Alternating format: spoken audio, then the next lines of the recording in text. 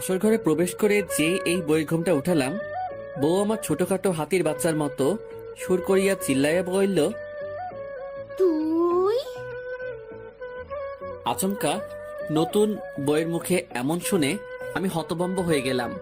তারপর একটু এক্সট্রা নজর লইয়া যেই বইয়ের দিকে তাকাইলাম, হায়রে, এই মহিলারে তো আমি চিনি।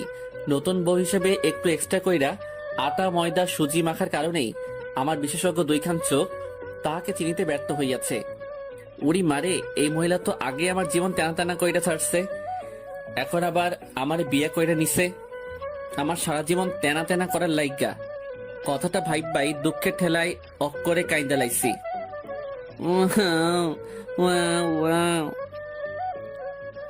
আসলে দুঃখের কথা কি আর কোমরে ভাই, এই মাইয়া আমার এক্স গার্লফ্রেন্ড, নাম রিয়া ওরফে মহিলা শয়তান।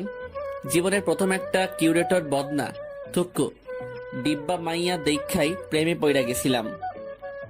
আর অনেক কষ্ট করিয়া তাহার সাথে লাইনটা লাগাইলাম, কিন্তু সেই কষ্টের ফল আর পাইলাম কই। 3 মাস এই বজ্জাত বেটির লগে রিলেশন ছিল, আর এই 3 মাসেই আমার মতো একটা পিচ্চি কিউট বলারে অক্করে থাকার কইতে পারমু না। আমার কান্দ নাইতাছে। তারপর হঠাৎ করে গত 17 দিন আগে তাহার সাথে একটা বিষয় নিয়ে সেই লেভেলের ঝগড়া বেঁধে গেল। আরো সাফ জানিয়ে দিল আমার সাথে আর সম্পর্ক রাখবে না। আর আমিও সুযোগ পাইয়াই তাহার জীবন থেকে ভাগা দিলাম। তারপর এক বস্তা খুশি মনে লইয়া একেবারে আড্ডাখানায় যেতেই, কি রে বেটা, কি হয়েছে তোর? এমন ছাগলের মতো লাফাইতেছিস কেন? আরে বেটা, রিয়ার সাথে ব্রেকআপ হইয়া গেছে। লেখক, ব্রেকআপ হলে মানুষ আপসেট থাকে, আর তুই এমন ছাগলের মতো 3 নম্বর বাচ্চার মতো লাফাইতেছিস কেন? আরে বেটা, লাফামো না তো কি করবো, ওই মাইয়া আমারে ভালোবাসে না। দেখ দোস্ত, আমি তোর মনের অবস্থাটা বুঝতে পারছি। প্লিজ দোস্ত, তুই মন খারাপ করে থাকিস না। দেখবি রিয়া 2-1 দিন পর আবারই তোর কাছে ফিরে আসবে। প্লিজ দোস্ত আমার, তুই স্বাভাবিক হ। আরে দূর বেটা, আমি তো স্বাভাবিকই আছি। আমাকে দেখে কি তোর পাগল মনে হচ্ছে নাকি? রুবিল রে, ও মনে হয় ব্রেকআপের কষ্টটা সহ্য করতে না পারে এমন পাগলামো করতেছে। দূর হালারা, তোরা তোদের চিন্তা নিয়ে থাক, আমি গেলাম। কথাটা কইয়াই বাড়ির উদ্দেশ্যে ভাগা দিলাম। পিছন থেকে হারামিগুলো ডেকেই যাচ্ছে।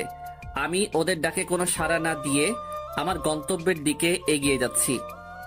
বাসায় এসে ফ্রেশ হয়ে নিজের রুমে শুয়ে ভাবছি, আচ্ছা রুবেল তো বলল রিয়া আবার আমার লাইফে ফিরে আসবে, আর আমি শুনেছি রিলেশনে এসব ব্রেকআপ হয়ই, আবার কিছুদিন পর সব ঠিক হয়ে যায়। উড়ি মারে, এই মাইয়া কি তাইলে আবারও আমার লাইফে ব্যাক করতে যাইবে? খাইছে রে, যেই বজ্জাত মাইয়া আইডা আমাকে ব্ল্যাকমেল করে হলেও আমার লাইফে আবার ব্যাক করবেই। না, আমাকে একটা ব্যবস্থা করতেই হবে যেন ও আর আমার লাইফে ব্যাক করতে না পারে। আহ, বুদ্ধি পাইয়া গেছি। বিয়া করে এলামও, কিন্তু আমি তো এখনো অনেক চুডু। আম্মু আমার বিয়া করাইবো তো, নাকি ঠ্যাঙ্গা লইয়া দৌড়ানি দিব? আর বিয়া না করলেও তো রিয়া আবারও আমার লাইফে খাইছে রে। আমি আর ভাবতে পারছি না, যেভাবেই হোক আম্মুকে রাজি করাতেই হবে। এখানে আমার জীবন মরণের প্রশ্ন।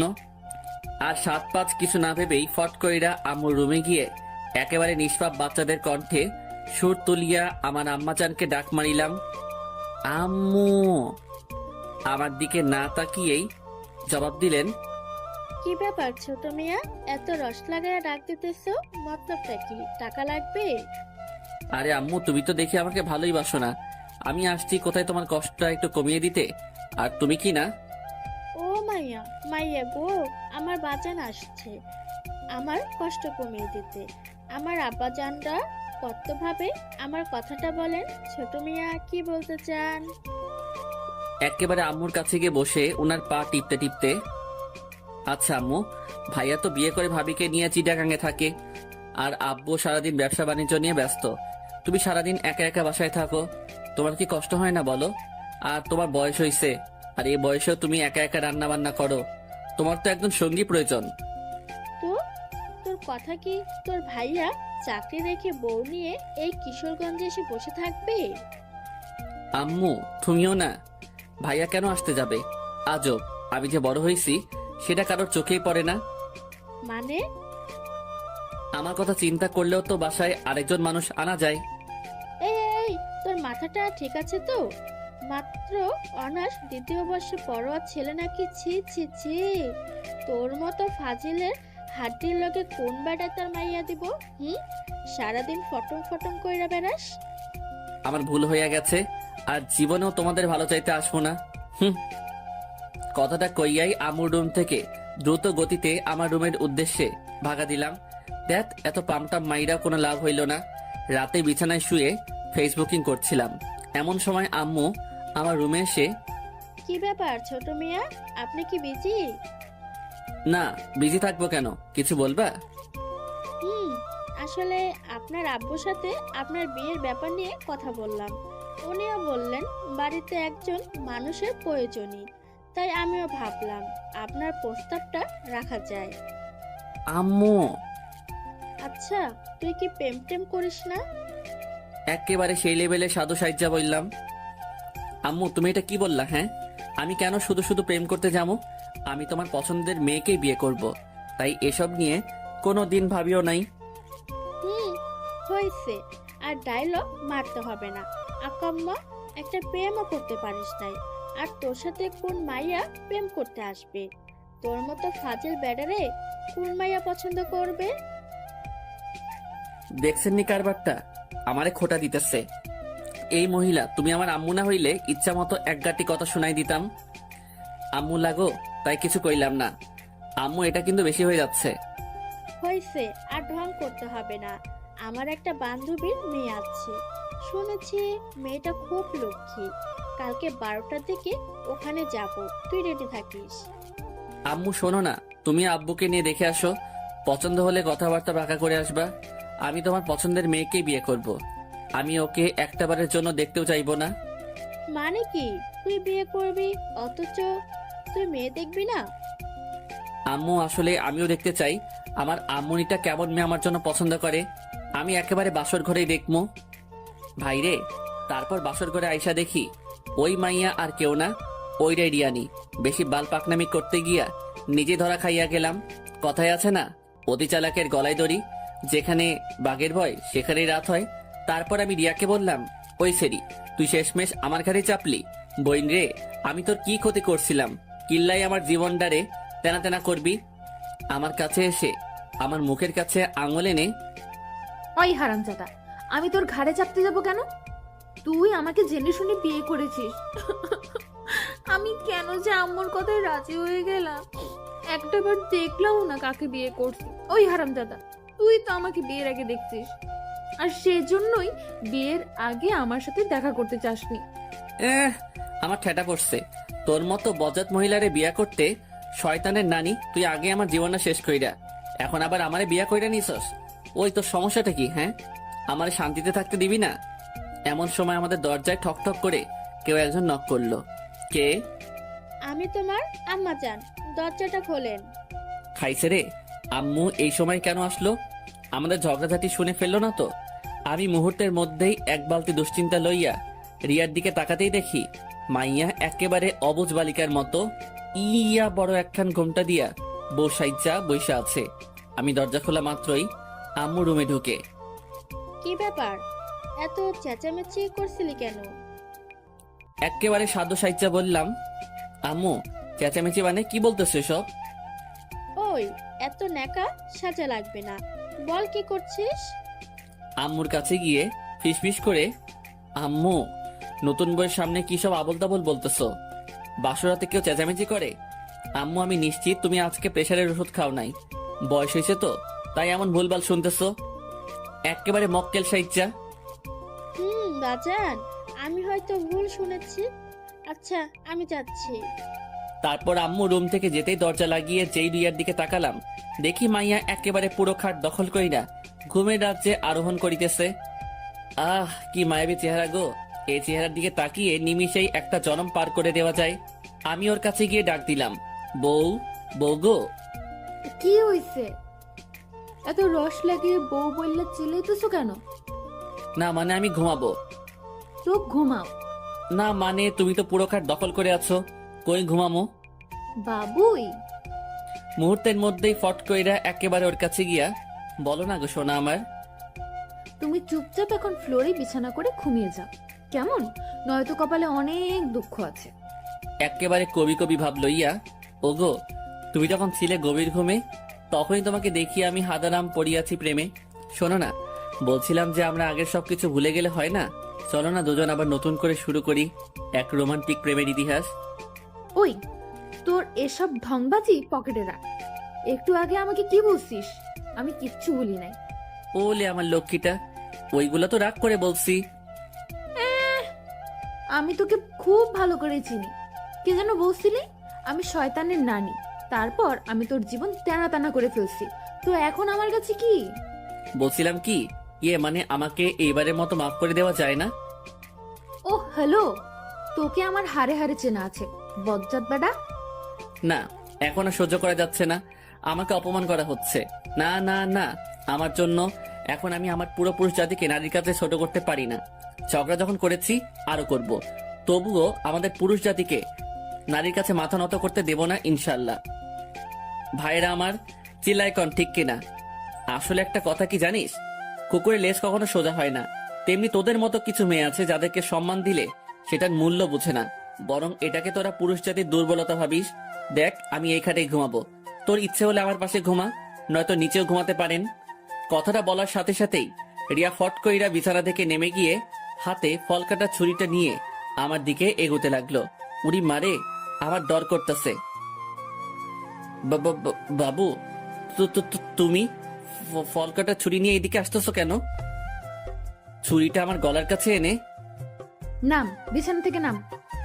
আমি ওর সাথে সাথে ব্যাককেলের মতো বিছানা থেকে নেমে গেলাম।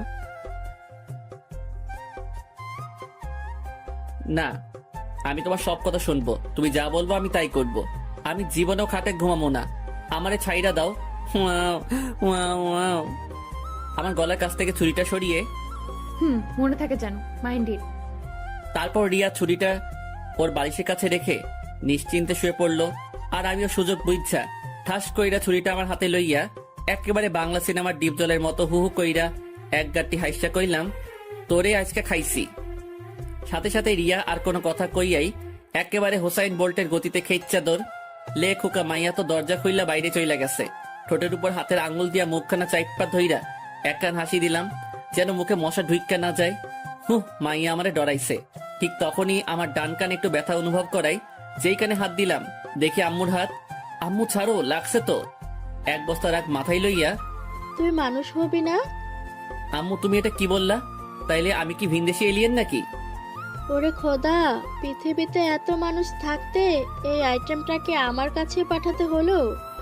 ওই, তুই বৌমাকে মেনে নিচ্ছিস না কেন? প্রবলেমটা কি তোর? এক ডিব্বা রহস্য মাথায় লইয়া, মেনে নিচ্ছি না মানে? তোমার বৌমাই তো আমাকে মেনে নিচ্ছে না। আম্মু, আপনি ওনার কথা বিলিভ করেন না। আমাকে একটু আগে ছুরি দেখিয়ে বলেছে আমাকে নাকি উনি মেরে ফেলবে যদি আমি জোরপূর্বক স্ত্রীর অধিকার চাই। আম্মু দেখেন, ওনার হাতে এখনো ছুরিটা আছে।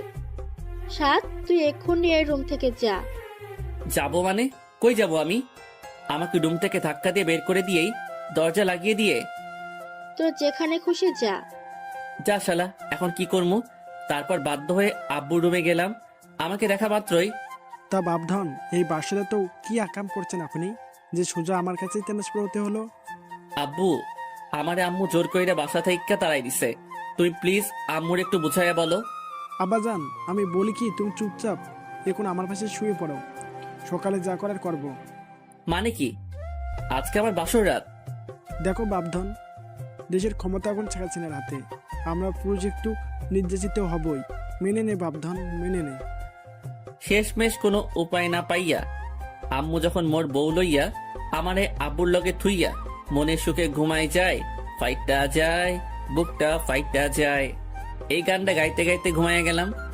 পরের দিন সকালে ঘুম ভাঙলো কয়েকটা সারের চেঁচামেচিতে। চোখ খুলতেই দেখি এইগুলা কোনো জীবন্ত সার নয়, আমার পরাণের হারামি বন্ধু ওরফে ভন্ডুগুলা। কি ব্যাপার? এই সাত সকালে তোরা আমার বাসায় কোন দুঃখে? পরের দিন সকালে ঘুম ভাঙলো কয়েকটা সারের চেঁচামেচিতে। চোখ খুলতেই দেখি এইগুলা কোনো জীবন্ত সার নয়, আমার পরাণের হারামি বন্ধু ওরফে ভন্ডুগুলা। কি ব্যাপার? এই সাত সকালে তোরা আমার বাসায় কোন দুঃখে? তোরে কালাইতে আসছি। কেন? আমি কি তোর বইনরে লইয়া ভাগা দিছি নাকি? হারামজাদাই একা একা বিয়ে করে নিলে আমাদের একটা বড় জানানোর প্রয়োজন মনে করলি না? ভাইরে, হঠাৎ করে হয়ে গিয়েছে। বিলিভ কর দোস্ত, আমি নিজেই জানতাম না যে তখন আমার বিয়ে। শোন ভাই, তোর এসব ঢপবাজিতে আমাদেরকে গলাতে পারবি না। দে, এখন আমাদের ট্রিটটা দে। লে খোকা, ট্রিট? এটা আবার কি? মাম্মা, এসব ন্যাকামো রাইখা চুপচাপ আমাদের ভলিউমটা দিয়ে দাও, নয়তো কি? নয়তো তোমার বইয়ের কাছে ইনিয়ে বিনিয়ে অনেক কাহিনী কয়া দিমু, পরে ঠেলা বুঝবা। তো জানা। তারপর আমি মনে মনে বললাম, একটাবার চেহারা খান দেখলে এমনিতেই ঠান্ডা হয়ে যাবি। মুহূর্তের মধ্যে দুইটা একেবারে ভিলেনের মতো ভাব লইয়া কইল, আব্বে তোর বউ কই? আমার রুমেই আছে, যাও। 2 মিনিট পর হারামি দুইটা বদনা দুঃখ মনে লইয়া আমার কাছে ফিরিয়া আসিয়া কইল, কেমনি কি? রিয়া তোর বউ? ভাইরে, সবই আমার বাল পাকনামির ফল। তারপর হারামিগুলোরে সব কাহিনী খুইল্লা কইলাম। তাহলে এখন কি করবি? রিয়া তোকে মেনেও নিচ্ছে না। আরে দোস্ত, সময় নে, মেয়ে মানুষের মন, একটু মিষ্টি মিষ্টি কথা বলবি, মাঝে মাঝে সারপ্রাইজ দিবি, ওর ছোট ছোট আবদারগুলো পূরণ করবি, ব্যাস কাজ হয়ে যাবে। দূর, আরে বেটা, মেনে নেওয়াটা জরুরি না, কিন্তু ও তো আমাকে সারাক্ষণই প্যারা দেয়। আমি না প্যারা সহ্য করতে পারি না। আচ্ছা দোস্ত, টেনশন করিস না, সব ঠিক হয়ে যাবে। আমাদের এখন যেতে হবে। সে কি? নাস্তা করে যা। না রে দোস্ত, বড় অপুর শরীরটা অনেক খারাপ, ওনাকে এখন দেখতে যাব। ও আচ্ছা, তাহলে যা, আর আপুর কি অবস্থা সেটা জানাস। তারপর রুবেল আর হাবিব চলে যাওয়ার পর আমি একটু বাইরে হাঁটতে বের হলাম। বলে রাখা ভালো যে অতিরিক্ত গরমের কারণে আমি লুঙ্গি পরে বের হয়েছিলাম। রাস্তায় একা একা হাঁটতেছি আর গান গাইতেছি। ভালোই ছিলাম আমি হাঙ্গা কইরা, এখন আমি কান্দি বইয়া বইয়া। এমন সময় পাশে এক ভ্যান চালক ডাক দিয়ে বলল, বাবা, আমার ভ্যানটা ধাক্কা দিয়ে উঠাইয়া দিবা। তাকিয়ে দেখি ভ্যানের একটা চাকা ভাঙ্গায় পড়ে আটকে গেছে। লোকটা মোটামুটি বৃদ্ধ, তাই একা তার পক্ষে এই ভ্যানটা উঠানোর সামর্থ্য নেই।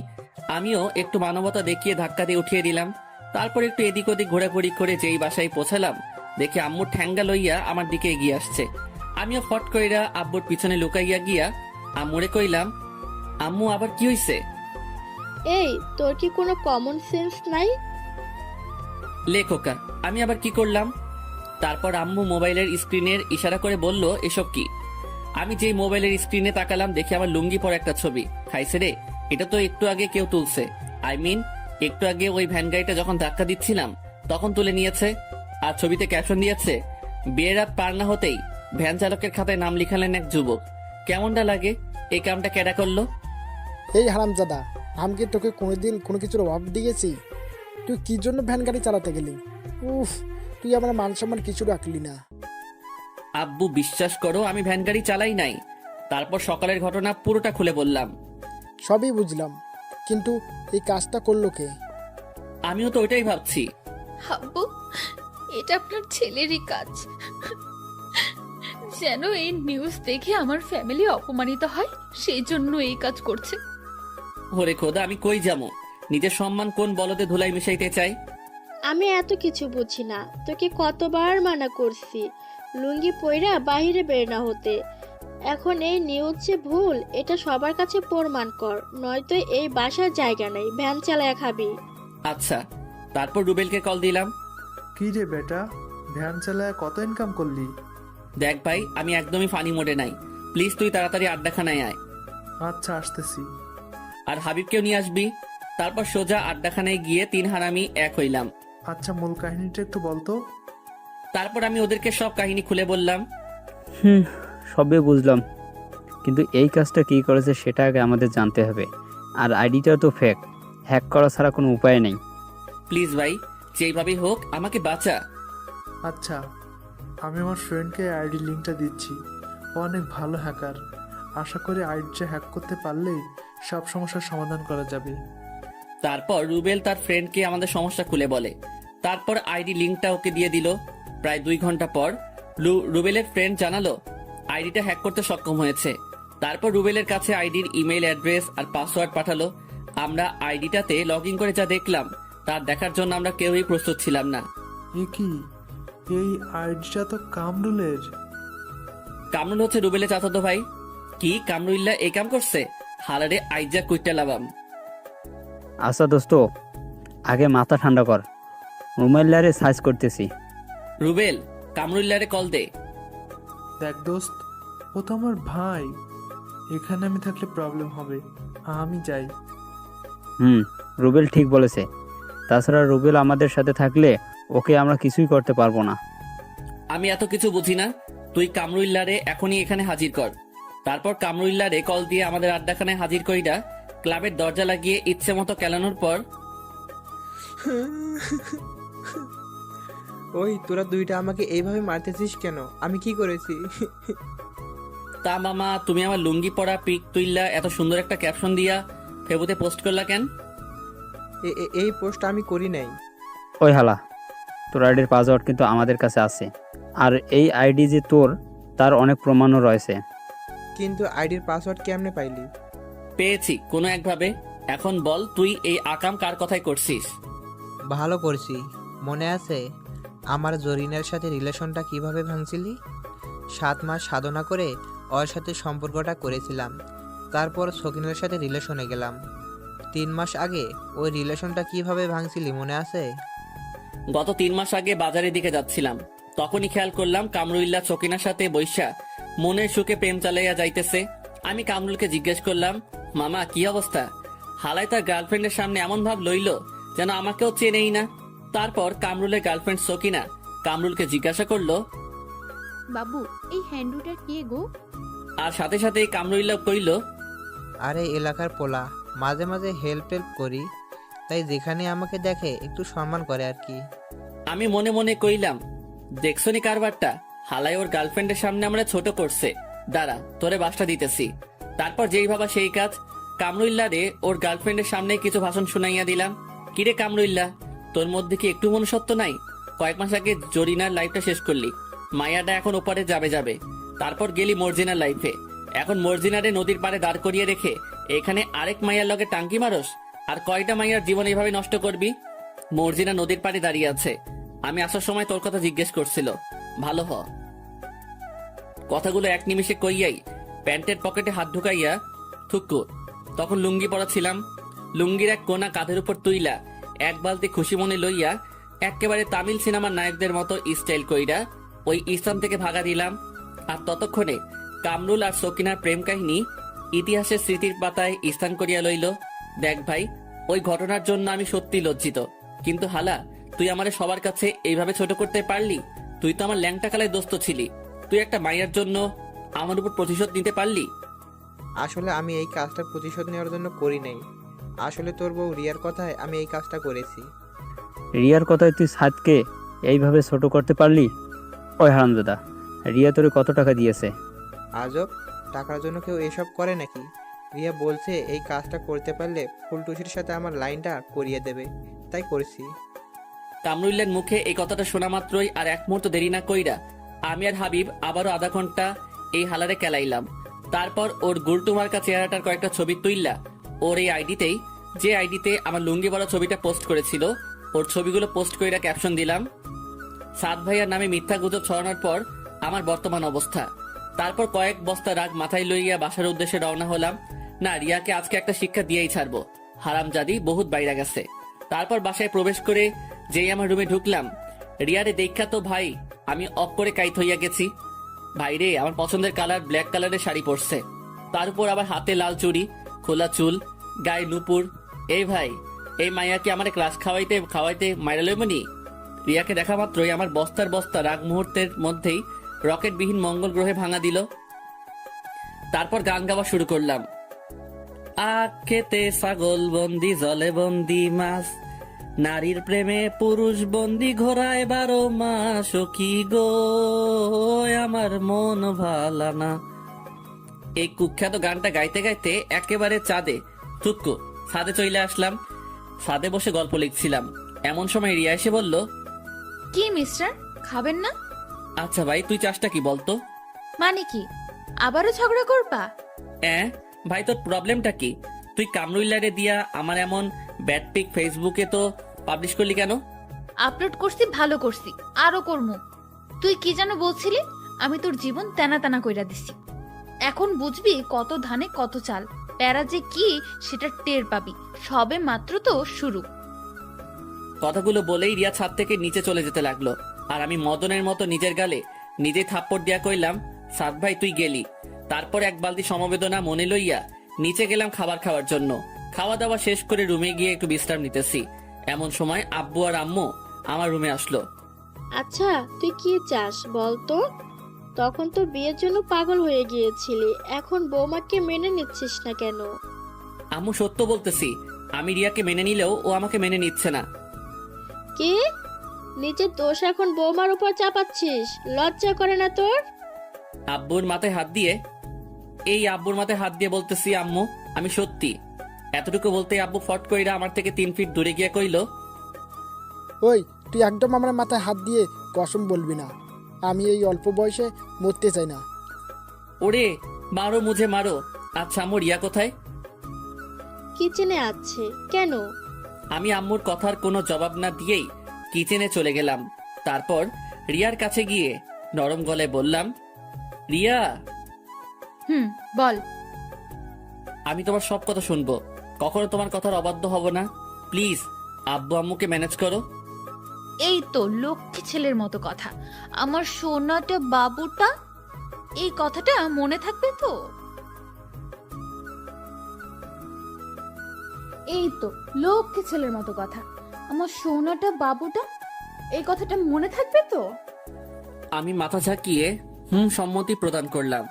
শোনো, এখন থেকে তুমি প্রতি রাতেই নিচে ঘুমাবা, আর আমার সাথে একদমই ঝগড়া করবা না। আর রাতে ঘুমানোর সময় দরজা আনলক করে ঘুমাবা। আমার বিছানা প্রতিদিন পরিপাটি করে রাখবা। মাঝে মাঝে আমার পা টিপে দিবা, কেমন? উফ, মেজাজটা পুরাই 420 হইয়া যাইতেছে। না না, এখন রেগে গেলে চলবে না। আব্বু আম্মুকে শান্ত করতে হলে এখন আমাকে হ্যাঁ বলে দিতে হবে, তারপর বাকিটা বুঝামু। আচ্ছা বাবু। এই তো আমার লক্ষ্মী সোনাটা, এই নাও তোমার একটা ফ্লাইং কিস। মনে মনে কইলাম, যা আগে আব্বু আম্মুর সামলা, পরে ঠেলা বুঝাইতেছি। I love you baby. I love you too সোনা। তারপর রিয়া আব্বু আম্মুর কাছে গিয়ে, আম্মু আপনার ছেলে সব ভুল বুঝতে পারছে। প্লিজ আপনারা ওকে আর কোনো প্রেশার ক্রিয়েট করেন না। আসলে অনেক ভালো একটা ছেলে, ওর প্রতি আমার কোনো অভিযোগ নেই। কথাগুলো বলেই রিয়া আবারও কিচেনে চলে গেল। আম্মু আমার কাছে এসে আমার পেটে গুতা দিয়া কইল, এতদিনে বুঝতে পারছিস? তারপর সেই লেভেলের একখানা ভেটকি মাইরা আম্মু আর আব্বুও আমার রুম ত্যাগ করিল। তারপর আমিও সেই লেভেলের ভাব লইয়া বাসা থেকে বের হতে যাব, ঠিক তখনই মনে পড়লো, আরে আমি তো লুঙ্গি পরা খাইছে রে। আগের বাসটার কথা মনে কইরাই দুঃখের ঠেলায় অফ করে কাইন্দা লাইছি। ওয়াও ওয়াও ওয়াও, আমার লুঙ্গি। তারপর আবারও রুমে আইসা আমার সাদের লুঙ্গি খুইলা প্যান্ট পইরা আড্ডাখানার উদ্দেশ্যে বেরিয়ে পড়লাম। রাস্তায় হাঁটতেছি, এমন সময় হাবিবের এক্স এর সাথে দেখা। ও মা, সাথে একটা পিচ্চি কিউট পোলাও আছে। আসেন ভাই, এই মায়াডারে একটু চেতাইয়া আসি। আমি হাবিবের এক্স কে উদ্দেশ্য করে, আরে জান্নাত তুমি? হাবিবের এক্স এর নাম জান্নাত। হ্যাঁ সাদ ভাই, কেমন আছেন? জি আলহামদুলিল্লাহ। তারপর জান্নাতের সাথে পিচিটাকে জান্নাতকে দেখে জিজ্ঞেস করলাম, বাবু উনি তোমার কি হয়? আঙ্কেল, উনি আমার আম্মুনি হয়। আরে বেটা, উনি তোর আম্মু হইলে আমারে ভাই ক ভাই, কারণ আমার বন্ধু তোর আম্মুর বাবু ছিল। ওমা তাই? তাহলে তো তুমি আমার ভাইয়াই হও। এক বালতি রাগ মাথায় লইয়া এই, আপনি কখনোই শুধরাবেন না। ঠিক তখনই একটা ভড়িওয়ালা পাবলিক আইসা জান্নাতকে জিজ্ঞেস করলো, জানু কি হয়েছে? না যেন তেমন কিছু না। জান্নাত তোমার বড় নাকি? জি ভাইয়া। আর হ্যাঁ, আমার বর মোটেও আপনার ফ্রেন্ডের মতো না। আমাকে একটু অবহেলা করে না, সবসময় ছায়ার মতো আমার সাথে থাকে। ও হাগু করতে গেলেও সাথে যায় নাকি? কথাটা কইয়াই খেচ্ছা দৌড়, আর পিছন থেকে জান্নাত ঝড়ের বেগে গালাগাল দিয়ে যেতে লাগলো। তোর কপালে বউয়ের আদর নেই। তোর বউ তোরে দিয়া ঘরের কাজ করাবে, আর আমি কুত্তা ইতর। সব কথাগুলো মিলায় নিস। একটু দাঁড়াইয়া কইলাম, তাতেও সমস্যা নাই, তোমারটার মতো অমন ভড়িওয়ালা না হইলেই হয়। কথাটা কইয়াই আবারও দৌড় লাগাইলাম। প্রায় 3.5 মিনিট দৌড়ানোর পর আড্ডাখানায় পৌঁছালাম। কি রে বেটা, এমন ভাবে হাঁপাচ্ছিস কেন? আরে বেটা বলিস না, আসার সময় হাবিবের এক্স এর সাথে দেখা, তারই একটু চেতাইয়ে আসলাম। হাবিবের এক্সের কথাটা বলতেই লক্ষ্য করলাম হাবিবের মুখটা একটু মলিন হয়ে গেল। হাই রে, বেচারা হয়তো ইমোশনালি আপসেট হয়ে গেছে। হাবিবের পাশে বসে ওর পিঠে হাত বুলাতে বুলাতে, দোস্ত প্লিজ মন খারাপ করিস না, দেখিস তোকে জান্নাতের থেকে অনেক ভালো মেয়ে বিয়ে করাবো। আরে বেটা, আমি আমার জন্য আপসেট হই নাই, ভাবতেছি জান্নাতের বরের কথা। বেচারা কত কষ্টে না জানি আছে। কি ভাবলাম আর কি হইল। তারপর হারামিগুলোর সাথে কিছুক্ষণ আড্ডা দিয়ে সন্ধ্যায় বাসায় ফিরলাম। রুমে বসে ফেসবুক করছিলাম, এমন সময় রিয়া রুমে এসে বলল, বাবুই, এবার লক্ষ্মী ছেলের মতো আমার বিছানা করে ফেলো তো। জি আমাকে বলছেন? ওই হারামজাদা, কথা কানে যায় না, বিছানা কর, নয়তো আন্টিকে উল্টা পাল্টা বলে তোকে বাস খাওয়াবো। তুই সবসময় আম্মুর কাছে এমন মিথ্যা বলে আমাকে বকা খাওয়াও? বেশ করি, এখন চুপচাপ আমার কথা শোন, নয়তো কপালে শনি আছে। আব্বে চা, আম্মুকে নিয়ে আয় দেখি আম্মু কি করতে পারে। কি ব্যাপার, তুই আমাকে ভয় পাচ্ছিস না কেন? আমি টেবিলের উপর থেকে মোবাইলটা আমার হাতে নিয়ে ভিডিও রেকর্ডটা সেভ করলাম। ভয় তো এবার তুই পাবি। তুই এতক্ষণ আমার কথা ভিডিও করছিলি? জি ম্যাম, আপনার সব কাহিনী আমার এই মোবাইলটাতে রেকর্ড হয়ে গেছে। ইয়ে মানে, তুমি কিন্তু এটা ঠিক করো নাই। আমি তো তোমার সাথে ওসব মজা করে করতাম। আচ্ছা বাবু, তাহলে এখন আমিও মজা করে আম্মুকে এই ভিডিওটা দেখাই গিয়ে। কথাটা বলেই বিছানা থেকে উঠে আম্মু রুমের দিকে যাওয়ার জন্য যেই পা বাড়ালাম, তখনই রিয়া আমার হাত চেপে ধরে। প্লিজ অমনটা করো না, উনি আমাকে খারাপ ভাববে। ও মা, তাহলে আমাকে যখন খারাপ ভাবে তখন কি আমার কষ্ট হয় না? প্লিজ আমাকে মাফ করে দাও, আমি তো তোমার বউ। তুমি কি আমাকে সবার কাছে ছোট করতে চাও? আমি রিয়ার একেবারে কাছে গিয়ে ওর গালে আঙুল দিয়ে স্পর্শ করে, আচ্ছা সোনা, এই ভিডিওটা কাউকে দেখাবো না, কিন্তু এখন থেকে আমি যা বলবো তোমাকে তাই করতে হবে। আর তুমি এখন থেকে নিচে ঘুমাবা। এবার লক্ষ্মী মেয়ের মতো আমার পাটা টিপে দাও তো। দেখো, এটা কিন্তু একদম ঠিক হচ্ছে না। তাহলে ভিডিওটা দেখাই গিয়ে। আরে অমন করো কেন? আচ্ছা দিচ্ছি তো। আহ, সুন্দরী ভাইয়ার হাতে পা টিপানোর মজাই আলাদা। উফ, প্রচুর ভাল লাগছে। এমন রুমে আম্মু এসে, এই, তোর কি কোনো বুদ্ধি শুদ্ধি নাই? নতুন বইয়ের হাতে পাটি পাচ্ছিস? আরে আম্মু তুমি আর বইলো না, তোমার বৌমাকে এত করে বললাম যে তুমি নতুন বউ, আমার পা টিপলে কেমন দেখায়। বেচারির একটাই কথা, আপনি আমার বর, আপনার খেদমত করা আমার দায়িত্ব, তাই জোর করেই এখন আমার পা টিপে দিচ্ছে। একটু লজ্জা লজ্জা ভাব লইয়া বললাম, আসলে আম্মু তোমার বৌমা আমাকে বড্ড বেশি ভালোবাসে, খুব ভাগ্য করে ওকে পেয়েছি। কথাগুলো বলার সময় লক্ষ্য করলাম রিয়া রাগের ঠেলায় দাঁতে দাঁত কামড়াচ্ছে। দেখতে হবে না মেয়েটা কার? আচ্ছা তাহলে এখন খেতে আসো। আচ্ছা আম্মু, তুমি যাও, আমরা আসতেছি। আম্মু রুম থেকে যেতেই, তুই আমার দিয়ে পড়তে পাইলি? তুই একদমই ভালো না, খুব পচা, আমার মান সম্মান কিছুই রাখলো না। লে খোকা, তুই আমার পা টিপ্পা দিছিস, এতে আবার মান সম্মান যাবে কেন? বিয়ার পর প্রত্যেকটা মেয়ের দায়িত্ব তার স্বামীর পা টিপে দেওয়া। ভাইরা আমার, চিল্লা এখন ঠিক কিনা? তুই সারা জীবন এমন হিংসুটটাই থাকবি। কথাটা কইয়াই রিয়া খাওয়ার জন্য খাবার টেবিলের উদ্দেশ্যে রুম থেকে বেরিয়ে যেতে লাগলো। চেতিস না বইন, আমি হাসা কথাই কইছি। এই যে পাঠকগণ, আপনারা একটু বইয়া জিরাইয়া লন, আমি খাইয়া আইতাছি। আর হ্যাঁ, আজকে খাওয়ার জন্য আপনাদের সাধবো না, অন্য একদিন খাওয়া মনে। এই কথাটা আমি মনে মনে কইতাছি, আপনারা শুনেন না কেমন? বাল খাওয়ামু আপনা করে। এত পাবলিক খাওয়াইলে আমার আব্বাজানের পকেট ফাঁকা হইয়া যাইব। তারপর খাওয়া দাওয়া শেষ কইরা রুমে আসতেই রিয়ারে কইলাম, বাবু আমার বিছানাটা করে দাও তো। রিয়া এক বাটি রাগ লইয়া যেই আমার দিকে তাকাইলো, তখন আমিও মোবাইলটা নাড়াচাড়া কইরা তাকে দেখানো মাত্রই এক বদনা সমবেদনা আর এক বালতি রাগ মাথায় লইয়া বিছানাটা কোনোভাবে করেই সে নিচে বিছানা করে শুয়ে পড়লো। তারপর আমিও খুশিতে গদগদ করতে করতে কখন যে ঘুমিয়ে পড়লাম নিজে জানি না। রাত প্রায় 2টা, অকারণেই ঘুমটা ভেঙে গেল। হঠাৎ করেই কেন যেন রিয়ার দিকে আমার চোখটা আটকে গেল। মনের মধ্যে অজানা এক শিহরণে ভেতরটা কেমন যেন কেঁপে উঠলো। চারিদিকে শুনশান নীরবতা। সত্যি কথা বলতে আমাদের এই রাতটা আমাদের ব্রহ্মাকেও অন্যরকম রূপ ধারণ করে দেয়। একদিন বিখ্যাত কবিদের বকে শুনেছি, ঘুমন্ত অবস্থায় মেয়েদের নাকি অনেকটা অস্পর্শীর মতো লাগে, কিন্তু ঘুমন্ত অবস্থায় একটা মেয়ের চেহারায় যে এতটা মায়া যুক্ত হয় সেটা হয়তো আমরা নিজ চোখে না দেখলে বিশ্বাসই করতে পারবো না।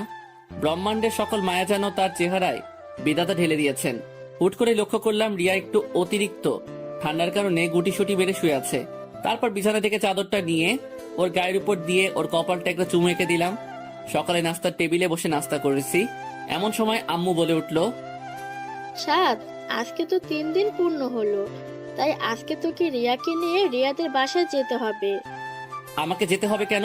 তুমি গেলে সমস্যাটা কি? আমার এমন বোকাশোকা উত্তর শুনে রিয়া হুট করে হু হু করে হেসে উঠল। আহা কি হাসি! এই হাসির প্রেমে পড়েই আমি নির্দ্বিধায় পরলোক গমন করতে পারবো। আম্মু আমার এমন উত্তর শুনে আম্মু হাসবে না কাঁদবে বুঝে উঠতে পারছে না। তুই কি আমার সাথে মজা করছিস? আরে গাধা, বিয়ের 3 দিনের মাথায় স্বামী স্ত্রী দুজনকেই স্ত্রীর বাসায় যেতে হয়। আমিও তো তোর আম্মুকে নিয়ে গিয়েছিলাম। তোর নানা নানি কি যত্নটাই না করেছিল। আম্মু আমি একা যেতে পারবো না, আমার ডর করে। তাহলে আমার লক্ষ্মী, বিয়ে করার আগে তো ভয় লাগে নাই? রেডি হয়ে নে, কিছুক্ষণ পরেই রওনা হবি। আমার আম্মুরে ক্যাডাই বুঝাইবো? আমি এখন অনেক ছোট, একলা একলা কেমনে যাবো? দুঃখের ঠেলায় অক্ষরে রানু মণ্ডলে সেই কুখ্যাত গানটা আ আ কইরা মনের মধ্যে বাইজে উঠতেছে। বহু নেকামি কাহিনী এবং ঠেলাঠেলির পরও কোনো উপায় না দেখা বাধ্য হয়েই শ্বশুর বাড়ির উদ্দেশ্যে রিয়াকে নিয়ে রওনা হলাম। রাস্তায় গাড়ির মধ্যে রিয়ার দিকে তাকাইতেই মনের মধ্যে কাউয়ার মতো কা কা কইরা উঠলো। আহারে, আমার না জানি কি হাল করে ওর বাসায় নিয়া। এই যে পাঠক ভাইয়েরা, আমার জন্য একটু দোয়া কইরেন। বুঝতেই পারছেন, প্রথম শ্বশুর বাড়িতে যাইতেছি। প্রায় 35 মিনিট পর জার্নি করার পর আমি আমার শ্বশুর বাড়িতে পৌঁছালাম। আহা, শ্বশুর বাড়িতে প্রবেশ করা মাত্রই মনটা একেবারে ফুরফুরা হইয়া গেল। আরে ভাও, কত যে আটাবতী, ময়দাবতী আর রূপবতী তরুণী ঝাঁক এখানে বিরাজ করিতেছে। উফ, আমি নাকি আমার শ্বশুর বাড়িতে আসতে গিয়ে এত ভয় পাচ্ছিলাম। কত বড় হাদারাম আমি! মনটাই কইতাছে মাহফুজুর রহমানের গান ফুল ভলিউম দিয়া শুই না, তার প্রতিশোধ নেই। কিন্তু ভাই, নিজের উপর প্রতিশোধ নিতেও কেমন যেন মায়া আছে। তাই আর কিছু না কইরাই আমাদের জন্য পরিপাটি করে রাখা রুমটাতে প্রবেশ করলাম। কিছুক্ষণ বিশ্রাম নেওয়ার পরই এক গাঁটটি মহিলা, থুক্কু যুবতী মাইয়া আইসা আমার চারিপাশে ঘ্যান ঘ্যান করিতে লাগিল। আহ, মাইয়াগুলো এক একটা কিউরেটর বদনা, ধুরু খুশির ঠেলায় আবল তাবল করে লাইতেছি। মাইয়াগুলো এক একটা কিউরেটর ডিব্বা। আহ, দেখলেই পলানটা জোড়াই যায়। এই ঝাঁক থেকে অনায়াসে 2-4টা গার্লফ্রেন্ড বাইসা লয়ন যাইব, কিন্তু আমি তো বিয়া করে লাইছি, তাই গার্লফ্রেন্ড লওয়া হইল না। তারপর শালিকাগুলোর সাথে কিছুক্ষণ আড্ডা দিয়া দুপুরে খাবার খাইয়া সেই আমার বিখ্যাত কাপড় লুঙ্গি পইরা একটু এক্সট্রা কইরা জামাই জামাই ভাব লইয়া শালিকাদের সাথে ঘুরতে বের হলাম। তারপর বেশ কিছুক্ষণ ঘুইরা টুইরা আবারও রিয়ানির কাছে ফিরে আসলাম। দেখি মহারানী আমার মনের শখে ঘুমাইতেছে। আমি আস্তে আস্তে রিয়ার কাছে গিয়ে ওর গালে হাত দিয়ে স্পর্শ করতেই ফট কইরা রিয়া উঠে বসেই, এই, তুই আমাকে টাচ করলি কেন? তোর মতলবটা কি? লে খোকা, তুমি না ঘুমিয়েছিলা? কি? তার মানে তুই আমার ঘুমের সময় আমার অসহায়ত্বের সুযোগ নেস? তুই আমার এত বড় সর্বনাশ কেমনে করলি? বিশ্বাস করো বইন, আমি তোরে কিচ্ছু করি নাই। তোর বিশ্বাস না হইলে পাঠকগণকে জিজ্ঞেস কর। যা শালা, করোনা ভাইরাসের কারণে 3 ফুট দূরত্ব বজায় রাখার কথা শুনেছি, কিন্তু 4 ফুট দূরত্ব কেন? রিয়া ঠাস কইরা বালিশ দিয়া আমার মাথায় মাইরা, তোর গবেষণা নিয়ে তুই থাক, আমি গেলাম। কথাটা কইয়াই রিয়া রুম থেকে ভাগা দিল। আর আমিও দুঃখের ঠেলায় চুপচাপ বিছানায় শুইয়া রানু মণ্ডলের গানটা শুনতে শুনতে ঘুমাইয়া গেলাম। সন্ধ্যার দিকে রিয়ার ডাকে ঘুম ভাঙলো। এই শুনছো? বলো। রিয়া আমার পাশে বসে আমার মাথায় হাত বুলাতে বুলাতে, লক্ষ্মী আমার, ওঠো। কি ব্যাপার? মাইয়ার মতলবটা কি? হুট কইরাই এত চেঞ্জ? তুমি ঠিক আছো তো? শোনা, আমি ঠিক আছি। তুমি ফ্রেশ হয়ে একটু বাইরে আসো। আমার নানু আর মামা মামি এসেছে তোমাকে দেখার জন্য। দেখছো নি কারবারটা? আচ্ছা তুমি যাও, আমি আসতেছি। আরে তুমি ফ্রেশ হয়ে আসো তো, আমি তোমাকে নিয়েই যাব। তারপর আমি ফ্রেশ হয়ে আসতেই ও আমার হাতে ধরে এমন ভাবে আমাকে ওর নানু আর মামা মামির সামনে নিয়ে গেল যেন এই দুনিয়াতে আমাদের মতো এত সুখী দম্পতি আর একটাও নাই। আমি ওনাদের সামনে গিয়ে সালাম দিলাম। সবাই আমার সালামের উত্তর দিয়ে আমাকে নানান প্রশ্ন করতে শুরু করলো, আর আমিও হাদারামের মতো ওনাদের বিরক্তিকর প্রশ্নের উত্তর দিয়ে যাচ্ছি। তারপর ওনাদের সাথে কথা শেষ করে রুমে এসে বিশ্রাম নিচ্ছিলাম। এমন সময় রিয়া এসে বলল, বাবুই চলো, খাবার টেবিলে তোমার জন্য সবাই অপেক্ষা করছে। তারপর সোজা খাবার টেবিলে গিয়ে বসলাম। তা বাবা, তোমার এখন কোনো অসুবিধা হচ্ছে না তো? না না আব্বা, কোনো অসুবিধা হচ্ছে না। দেখো বাবা, রিয়া হয়তো একটু রাগী, কিন্তু ওর মনটা অনেক ভালো। আমি তো ওর মামি হই, তারপরও আমাকে ওর মায়ের মতো হয়। ব্যাককেলের মতো মুখে হাসি বজায় রাখা, জি মামি, ও খুব লক্ষ্মী মেয়ে। কথাটা বলার পরপরই লক্ষ্য করলাম আমার শ্বশুর মশাই এক বালতি রহস্য লইয়া কেমন ভাবে যেন আমার দিকে তাকাচ্ছে। আমার নাতনিটা একদম আমার মতো সহজ সরল, কোনো ঘুরপ্যাচ বুঝেই না। আমি আবারও মদনের মতো মুখে এক বালতি হাসি বজাইয়া রাখা, নানু, ওর ব্যবহার তো এখনো সেই বিছানায় হিসু করা পিচ্চি বাচ্চাদের মতো, একদমই ঘোর প্যাচ বোঝে না। মনে মনে কইলাম, বইন একদমই ঘোর প্যাচ বোঝে না, শুধু ভেতর একটু জিলাপির প্যাচ আর কি। আমার শ্বশুর মশাই এই আইটেমটাকে কোথা থেকে কুড়ায় আনছে কে জানে। তারপর খাওয়া দাওয়া শেষ করে একটু বিশ্রাম নিয়ে তারপর একা একা একটু ছাদে গেলাম। ও মা, ছাদে হিন্দি গান কে শুনে? ছাদের আবছালোয় চোখে পড়লো ছাদের এক কোণায় কেউ একজন উল্টো দিকে বসে এই এত রাতে হিন্দি গান শুনতেছে। আমি ওনার কাছে গিয়ে ওনার চেহারাটা দেখা মাত্রই আমার চোখ খুইলা মাটিতে পইরা যাওয়ার অবস্থা। তারপর নিজেকে একটু সামনে নিয়ে আমতা আমতা করে বললাম, আব্বা, আপনি? আরে বাবা, তুমি বসো। না মানে আব্বা, রুমে বসে বোরিং লাগছিল তাই একটু ছাদে আসছিলাম আর কি। আচ্ছা আব্বা, আমি তাহলে যাচ্ছি। কথাটা বলেই আমি হুসাইন বোল্টের গতিতে হাইটটা ভাগা দিতে লাগলাম। জামাই শোনো, আরে এইদিকে আসো। আমি আবারও ওনার কাছে গিয়ে, জি আব্বা। আরে বসো, রুমে গিয়ে কি করবা? কথাটা বলেই আমার হাতে টান দিয়ে আমাকে ওনার কাছে বসিয়ে দিল। আমার কানের কাছে এসে ফিসফিস করে বলল, আচ্ছা বাবা, তুমি সত্যি বলো তো, খাবার টেবিলে বসে তুমি রিয়ার নামে যে প্রশংসা করলে তা সত্যি? একটু ইতস্ততা বোধ করে, কি বলেন আব্বা, আপনার মেয়ে তো ভালোই। ডাল নাই কুছ কালা है। জি আব্বা, কিছু বললেন? আরে না বাবারে, কেউ না বুঝলেও আমি তোমার দুঃখটা বুঝতেছি, কারণ ওর আম্মুর সাথে জীবনটা পার করতেছি তো। মেয়েটা একদমই তার মার মতো হয়েছে। লজ্জা শরম পকেট রাইখা, আব্বাজান, আপনি আমার মনের কথাগুলো বুঝতে পারছেন। আচ্ছা আব্বাজান, এই মাইয়াটা কি সত্যি আপনার? মানে? না মানে আব্বা, একটু আপনার সাথে মিলে না। আপনার মতো এত ভালো একটা মানুষের ঘরে কেমনে এই মাইয়া হইব? বাবারে, সবই আমার কপালের দোষ। জানো বাবা, কথাবার্তা পাকা হওয়ার পর তোমাকে অনেক খুঁজেছি, কিন্তু কোথাও পাই নাই। সে কি, আমাকে খুঁজছিলেন কেন? দেখো, আমি একটা পুরুষ মানুষ হয়ে আর একটা পুরুষের জীবনে কেমন যাই না সই না ধ্বংস হতে দেই, তাই তোমাকে খুঁজছিলাম আগামী সতর্ক সংকেত জানানোর জন্য। কিন্তু বাপরে, তোমার কপালটাই খারাপ। আচ্ছা বাবা, বাদ দেন, যা হবার তা তো হয়ে গেছে। আপনি যখন আমার শাশুড়ি আমার সাথে জীবনটা পার করতে পেরেছেন, তাহলে আমাকেও পারতেই হবে। সিগারেটের প্যাকেট থেকে একটা সিগারেট বের করে আমাকে রিয়ার আব্বু দিয়ে বলে, এই নাও বাবা, সিগারেট খাও। আচমকা শ্বশুর আব্বার মুখে সিগারেট খাওয়ার কথা শুই না আমি কয়েক সেকেন্ডের জন্য হার্ট অ্যাটাক কইরা মরতে মরতে গিয়েও বেঁচে গেলাম। না না আব্বা, আমি এসব খাই না। আরে বাবা, লজ্জা পেও না তো। আমি জানি এই বয়সে বিড়ি খাওয়া একটা প্যারা থাকে। আমিও তোমার মতো প্রথম দিন শ্বশুর বাড়িতে গিয়ে বিড়ি খাইতে পারিনি। নাও, বিড়িটা মুখে নাও। বাপরে, এমন শ্বশুর মশাই থাকলে বাল আর বইয়ের আদর লাগতো না। কথা কন, ঠিক না বে ঠিক? আমি মুখে বিড়ি নিতে শ্বশুর মশাই লাইটার নিয়ে আমার বিড়িতে আগুন জ্বালিয়ে দিল। তারপর আমার পরনে শ্বশুর মশাই নিজেও একটা বিড়ি ধরাইয়া ঘুম টানতে লাগলো। আহা, শ্বশুর আর জামাই বৈশা একলগে বিড়ি খাওয়ার মজাই আলাদা। দুই ভাই থুক্কু, দুই জামাই শ্বশুর মিল্লা বিড়ি টানতাছি। এমন সময় হঠাৎ করে দেখি আমার শাশুড়ি আম্মা, রিয়ার নানু, রিয়ার মামি আর রিয়া আমাদের সামনে এসে হাজির। এসব কি? উড়ি মারে, বেশি বাল পাকনামি করতে গিয়া ধরা খাইয়া গেলাম। এখন কি করবো? দুই ভাই থুক্কু, দুই জামাই শ্বশুর মিল্লা বিড়ি টানতাছি। এমন সময় হঠাৎ করে দেখি আমার শাশুড়ি আম্মা, রিয়ার নানু, রিয়ার মামি আর রিয়া আমাদের সামনে আইসা হাজির। এসব কি? উড়ি মারে, বেশি বাল পাকনামি করতে গিয়া ধরা খাইয়া গেলাম। এখন কি করবো? শ্বশুর মশাইয়ের দিকে তাকাতেই দেখি উনি একেবারে অবুজ পোলা পাইনের মতো চুপচাপ বইসা আছে, আর হাতের সিগারেটটাও উধাও। তারপর শ্বশুর মশাই আমার কানের কাছে এসে ফিস ফিস করে বলল, জামাই, ওনারা এইভাবে হুট করে চলে আসে?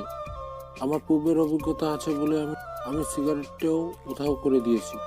এখন তুমি একটা কিছু বলে ওনাদের সান্ত্বনা দিয়ে দাও। এই, তোমার কি কোনোদিনও বুদ্ধি শুদ্ধি হবে না? লুকিয়ে লুকিয়ে সিগারেট খাও ভালো কথা, এখন আবার জামাইকে নিয়ে খাচ্ছ। লজ্জা শরম কি আকাশে উঠাইছো? এই রে, এখন কি কমু? আমার শ্বশুর মশাইয়ের সাথে সাথে আমার মান সম্মানও তো মঙ্গল গ্রহে পাড়ি জমাইতেছে। এই রে, বুদ্ধি পাইয়া গেছি। আম্মা, আপনি আসলে ব্যাপার যেমন ভাবছেন ব্যাপারটা কিন্তু তেমন না। আপনার বুঝতে একটু ভুল হচ্ছে। আসলে আমার বাসায় বসে বোরিং লাগছিল, তাই একটু ছাদে আসছিলাম। আয়শা দেখি আব্বা মনে সুখ স্মোক করতেছে।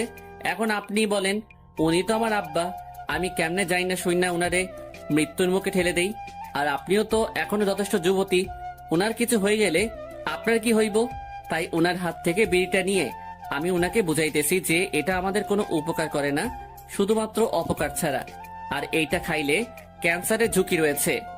মুহূর্তের মধ্যে আমার শাশুড়ি আম্মা আমার কাছে এসে আমার মাথায় হাত বুলাচ্ছে। বাবা, তুমি তোমার আব্বার একটু ভালো করে বুঝাও, উনি তো আমার কথা শুনতেই চায় না। আব্বা, আব্বা গো, আপনার যদি কিছু হইয়া যায় তাইলে আমি আব্বা কারে কমু? আপনি আমারে কথা দেন, আপনি আর বিড়ি খাইবেন না। আচ্ছা বাজান, আমি আর বিড়ি খাবো না। তুমি আমার চোখ খুইলে দিছ। তুমি আমার মাইয়া জামাই না, তুমি আমার আব্বা। কথাটা কইয়াই আমারে জড়াইয়া ধইরা ওয়াও ওয়াও কান্না করাইয়া দিছে। তারপর কান্নাকাটি শেষ কইরা সবাইরে নিয়া ছাদ থেকে নামতে যাব, ঠিক তখনই আমার মহামান্য শ্বশুর মশাই আমার কানের কাছে এসে ফিসফিস করে বলল, জামাই তুমি কিন্তু হেব্বি টাউটা আছো। তারপর আমিও শ্বশুর আব্বা কানের কাছে গিয়ে ফিসফিস করে বললাম, আব্বা, মেয়ে মানুষ আপোষে না মানতে চাইলে পাম্মাইরা বসে আনতে হয়, আর কিছু টুকটাক মিছা কথা কমন লাগে আর কি। তারপর জামাই শ্বশুর হাত মিলাইয়া দুইজন দুইজনের জানুমানু লইয়া 2 রুমে গিয়ে ঘুমিয়ে পড়লাম। পরের দিন সকালে নাস্তা করে 2 জামাই শ্বশুর বেরিয়ে পড়লাম। জামাই, তোমার শাশুড়ি কালকে সারা রাত তোমার প্রশংসা শুধু কইরা গেছে। আব্বা, আমি কার মেয়ের জামাই সেটা দেখতে হইব না? আমি আপনার ধারাটা বজায় রাখবো না? জামাই, তোমার সাথে আমার এমন মিল হইব জানলে কবেই তোমারে খুঁজা বাইর করতাম, আমার মাইয়ারে তোমার হাতে তুইলা দিতাম। আব্বা, আপনার মতো এমন একটা শ্বশুর আমার মতো প্রত্যেকটা আপডেট পোলাপাইন আশা করে। থ্যাংক ইউ জামাই। ইউ আর মোস্ট ওয়েলকাম আমার কলিজা শ্বশুর মশাই। তারপর জামাই শ্বশুর কথা বলতে বলতে বাজারে পৌঁছাইলাম। বাজান, আসো আকবাইজ দোকানের পিছনে গিয়ে 2টি বিড়ি খেয়ে আসি। আরে আব্বা, আপনি বিড়ি খাওয়ার জায়গাও রেডি কইরা রাখছেন? মনে মনে কয়েকবার চিল্লায় কইলাম, শ্বশুর মশাই জিন্দাবাদ। আরে বাবা, একটা সেফটির বিষয় আছে না, আমি তো লুকাইয়ে খাই, নয়তো তোমার শাশুড়ি জানলে পরে কেয়ামতের আলামত দেখাইবে। আব্বা, বুঝতে পারছি। তারপর বিড়ি খাওয়া শেষ কইরা 2 জন মিলে আবারও বাড়িতে চলে আসলাম। রাতে বিছানায় শুয়ে ফেসবুকিং করছিলাম। এমন সময় রিয়া এসে বলল, এই তুমি আম্মুকে কি উল্টাপাল্টা বলছো? আম্মু আমাকে বকা দিচ্ছে কেন? লেখুকা, আমি কখন আম্মারে কি কইলাম? তুমি আম্মুকে কেন বলছো আমি তোমার যত্ন করি না? ও মা, তা আমি কি মিথ্যা কথা বলছি নাকি? দেখো, আমি কোনো ঝামেলা করতে চাই না, তুমি আর এসব আম্মুকে বলবা না। মামা বাড়ির আবদার, সত্যি কথা বললেই দোষ, তা আমারে মেনে নিলেই তো পারো। আমি না তোমার মতো ছেলেকে কখনোই মেনে নেব না। এ ভাই শোন, তোর মতো পেতনি যে আমার মতো এমন কিউট একটা পোলা পাইছস, ওইটাই তোর 7 জন্মের ভাগ্য। আবার মুখে মুখে তর্ক করে। উফ, আমি না তোমার সাথে আর কথা বলতে চাচ্ছি না। তো আমি কি কথা কইবা চাইতেছি নাকি? এই লক্ষ্মী, শোনো না, দেখো তুমি এসব আম্মুর কাছে বললে আম্মু কি ভাববে? আমার অসম্মান হয় না বলো? এই তো এখন ঠিক আছে, এমন মিষ্টি করে বললেই তো পারো। এমন চিল্লাইয়া কইলে তোমার কথা শুনতে মন চায়। আচ্ছা ঘুমাও। মনে মনে কমু নাকি? আরো বেশি কইরা কমু। আমার বাসায় আম্মুর কাছে আমার প্রেস্টিজ লিক করছিলি না, এখন ঠেলা বুঝামু। তারপর দেখতে দেখতে বেশ কয়েকদিন পার হয়ে গেল। আজকে একটু পরেই আমি আমার পরনের শ্বশুর মশাইকে ছেড়ে আমার বাড়িতে তাহার মাইয়াডারে লইয়া পাড়ি জমামু। বাজান, তোমারে খুব মিস করব, সময় পেলে তোমার আব্বার কাছে চলে আসবা। আব্বা গো, আমিও আপনাকে খুব মিস করব। ভালো থাকবেন আর নিজের শরীরের যত্ন নেবেন। তারপর সবাইকে বিদায় জানিয়ে শ্বশুর বাড়ি থেকে আমার বাড়ির উদ্দেশ্যে রওনা হলাম। বাড়িতে পৌঁছে ফ্রেশ হয়ে কিছুক্ষণ বিশ্রাম নিয়ে আবারও আড্ডাখানায় গিয়ে যোগ দিলাম। আড্ডাখানায় যেতেই, কি রে মাম্মা, শ্বশুর বাড়ির খাবার খেয়ে তো মোটা হয়ে গেছিস। আরে বেটা, শ্বশুর বাড়িতে যেই যত্নটা করছে, আগে জানলে ল্যাংটা কালে বিয়ে করে নিতাম। বলিস কি মামা? কমুনা। বুঝতে পারছি, ওই ছাড়া খায় ফিট হয়ে গেছস। এ বেটা, আমার কি তোর ব্যাককেল মনে হয় নাকি? বউকে আরো উল্টো বাস দিয়ে আনছি। এখন আমার বাসায় গিয়ে দেখবি বউ আমার একেবারে তারের লাহান সোজা হইয়া গেছে। হয়েছে তোর চাপা রাখ, দেখমু গিয়ে কেমন সোজা করছস। তারপর হারামিগুলার সাথে কিছুক্ষণ আড্ডা দিয়ে রাতে বাসায় ফিরলাম। তারপর রাতের খাবার শেষ করে রুমে আসতেই স্যার, তোমাকে আমার কিছু বলার ছিল। বলো। দেখ, আমরা দুজন দুজনকে সহ্য করতে পারি না, সব সময় ঝগড়া বিবাদ লেগেই থাকে। যেখানে স্বামী স্ত্রী একে একজনের বিপদে আপদে পাশে দাঁড়ায়, সেখানে আমরা ব্যস্ত থাকি একজন আরেকজনের বিপদের কারণ হওয়ার জন্য। সেটা ঠিকই বলছো। স্যার, আমরা হয়তো কখনোই একসাথে হ্যাপি থাকতে পারবো না। আচ্ছা, আমরা চাইলেই তো সবকিছু ভুলে গিয়ে আবারও নতুন করে শুরু করতে পারি। সেটা সম্ভব না, কারণ আমরা দুজনেই একই ক্যাটাগরির। আচ্ছা ঠিক আছে, আমি আর কখনো তোমার সাথে অকারণে ঝগড়া করব না, কখনো তোমার কষ্টের কারণ হব না। না স্যার, এটা বলা যতটা সহজ, করা ততটাই কঠিন। তাহলে তুমি কি বলতে চাচ্ছ? স্যার, আমাকে ভুল বোঝো না, আমি তোমার সাথে থাকতে পারবো না। মানে আমি ডিভোর্স চাই। রিয়ার মুখে এই কথাটা শোনা মাত্রই আমি বাকরুদ্ধ হয়ে গেলাম। তারপর নিজেকে কিছুটা স্বাভাবিক করে নিয়ে বললাম, তো তুমি আমার সাথে মজা করছো তাই না? না, আমি তোমার সাথে মোটেও মজা করছি না। আচ্ছা, আমি তো বলেছি আমি আর তোমার কষ্টের কারণ হব না, আর তোমাকে কখনো কোনো ধরনের প্রেশার ক্রিয়েট করব না। আচ্ছা, আমি ভুল করে থাকলে প্লিজ মাফ করে দাও। দেখো স্যার, এসব বলে আর কোনো লাভ হবে না। আমি তোমাকে চাই না, সেটা একবার বোঝার চেষ্টা করো। রিয়া, আমি নিচে ঘুমাবো, তোমার সাথে কখনো বাজে ব্যবহার করব না, প্লিজ রিয়া। দেখো, আমার আম্মু তোমায় অনেক ভালোবাসে, আমি ওনাকে কি জবাব দেব? উনি অনেক কষ্ট পাবে, প্লিজ রিয়া। উফ স্যার, তুমি বুঝতে চাচ্ছ না কেন? তোমার সাথে থাকাটা আমার পক্ষে সম্ভব না। আচ্ছা, অনেক রাত হয়েছে, এখন ঘুমাও, আমরা সকালে কথা বলি। কি যেন ভেবে বলল রিয়া। আচ্ছা ঠিক আছে, ঘুমাও। না, তুমি ঘুমাও, আমি একটু বাইরে যাব। কথাটা বলার সাথে সাথে রিয়া কিছু না বলে চুপচাপ শুয়ে পড়লো। আর আমি বাইরে এসে করিডোরে দাঁড়িয়ে ভাবছি আমার ভুলটা কোথায়। আচ্ছা, আমি তো ওকে বলেছি আমি আর ওকে বিরক্ত করব না, তবুও ও বুঝতে চাচ্ছে না কেন? আমার নিজের জন্য এতটা কষ্ট হচ্ছে না, তবে আমি আমার ফ্যামিলিকে কি জবাব দেব? কি বলবো আম্মুকে? কথাগুলো ভাবতে ভাবতেই চোখের কোণ থেকে কয়েক ফোঁটা জল গড়িয়ে পড়লো। তারপর রুমে গিয়ে একটু ঘুমানোর চেষ্টা করলাম, কিন্তু চোখের পাতাটা কোনোভাবেই এক করতে পারছি না। বুকের ভেতরটার ভয়ানক তীব্র যন্ত্রণায় ছটফট করছি। রিয়ার দিকে তাকিয়ে দেখি ও নিশ্চিন্তে ঘুমাচ্ছে। খুব ইচ্ছে করছে ওর মায়া মাখা মুখটায় একটা সুখের পরশ এঁকে দিয়ে খুব করে বলতে, প্লিজ তুমি আমাকে ছেড়ে যেও না। আচ্ছা, হঠাৎ ওর ছেড়ে যাওয়ার কথায় আমি এত কষ্ট পাচ্ছি কেন? আমি কি তাকে সত্যি সত্যি ভালোবেসে ফেলেছি? না, কিছুই বুঝে উঠতে পারছি না। সকালে রিয়া নাস্তা করে রুমে আসতেই বললাম, রিয়া রেডি হয়ে নাও, উকিলের কাছে যাব তোমার ডিভোর্সের জন্য। ভেবেছিলাম কথাটা শোনার পর রিয়া কিছুটা শকড হবে, কিন্তু তেমন কিছুই ঘটলো না। উল্টো ও স্বাভাবিক স্বরে বলল, আমি রেডি হয়ে নিচ্ছি, তুমি নাস্তা করবে না? না, বাইরে খেয়ে নিব, তুমি রেডি হয়ে নাও। রিয়া রেডি হওয়ার পর ওকে নিয়ে বেরোতে যাব, তখনই আম্মু এসে, কিরে, তুই এই সময় বৌমাকে নিয়ে কোথায় যাচ্ছিস? একটু ঘুরতে যাব, বাসায় বসে বোরিং লাগছে। তার নাস্তা করবি না? নাস্তা করে যা। না আম্মু, এমনিতেই লেট হয়ে গিয়েছে, আমি বাইরে খেয়ে নেব, তুমি টেনশন করো না। কিরে, তোর চেহারাটা এমন শুকনো শুকনো লাগছে কেন? মলিন হাসির আড়ালে চেহারার কষ্টের ছাপটা লুকানোর চেষ্টা করে বললাম, না আম্মু, আমি ঠিক আছি। তারপর রিয়াকে নিয়ে বেরিয়ে পড়লাম উকিলের অফিসের উদ্দেশ্যে। গাড়িতে আমি চুপচাপ হয়ে বসে থাকলেও লক্ষ্য করলাম রিয়ার মধ্যে তার কোনো প্রতিক্রিয়া হচ্ছে না। ও স্বাভাবিকভাবেই বসে বাইরে প্রকৃতিটাকে উপভোগ করছে। তারপর যথাসময়ে উকিলের অফিসে পৌঁছে কথাবার্তা বলে জানতে পারলাম আমাদের ডিভোর্স হবে, কিন্তু শর্ত হচ্ছে আমাদের এখন থেকে 3 মাস অবধি একই ছাদের নিচে একসাথে কাটানো লাগবে। তারপর 3 মাস পরেও যদি আমরা এখানে এসে স্বীকার করি যে আমরা একসাথে থাকতে চাচ্ছি না, তাহলে আমাদের ডিভোর্স হবে। তারপর উকিলের অফিস থেকে বেরিয়ে রিয়াকে জিজ্ঞেস করলাম, এখন কি করব? এখানে তো আর কিছু করার নেই, আমাদের 3 মাস অপেক্ষা করা ছাড়া আর তো কোনো উপায় দেখছি না। তা তুমি কি আমার বাসায় যাবে নাকি তোমাদের বাসায় দিয়ে আসবো? দেখো প্লিজ, আব্বু আম্মুকে এই কথাটা জানিও না। ডিভোর্স হওয়ার পর আমি ওনাদের জানাবো, তার আগে ওনারা জানতে পারলে আমার উপর প্রেশার ক্রিয়েট করবে। আর এই 3 মাস স্বাভাবিক হয়েই তোমার সাথে থাকবো। আচ্ছা ঠিক আছে, তবে এটা খেয়াল রাখবা আমার আব্বু আম্মু যেন এসবের কিছু জানতে না পারে। জানবে না। তারপর রিয়াকে নিয়ে বাসায় এসেই আমি আড্ডাখানার উদ্দেশ্যে বেরিয়ে পড়লাম। ভেতরে কষ্টগুলো ভেতরে থেকে যাচ্ছে, না কাউকে বলতে পারবো না কাউকে বোঝাতে পারবো। হয়তো হারামিগুলোর সাথে কিছুক্ষণ আড্ডা দিতে পারলে মনের কষ্টগুলো কিছুটা হালকা হবে। আর মনে রাস্তায় হাঁটছি আর এই কথাগুলো ভাবতেছি, যত কিছুই ঘটে যাক না কেন কাউকে কিছু বুঝতে দেওয়া যাবে না। আমাকে শক্ত হতে হবে, নিজের সাথে লড়াই চালিয়ে যেতে হবে। কিন্তু আমি যে এখনই ক্লান্ত হয়ে গেছি, কষ্টগুলো আর নিতে পারছি না। শত চেষ্টা করেও নিজেকে সামনে নিতে পারছি না। তারপর আড্ডাখানায় পৌঁছাতেই, কি রে মামা, কি অবস্থা?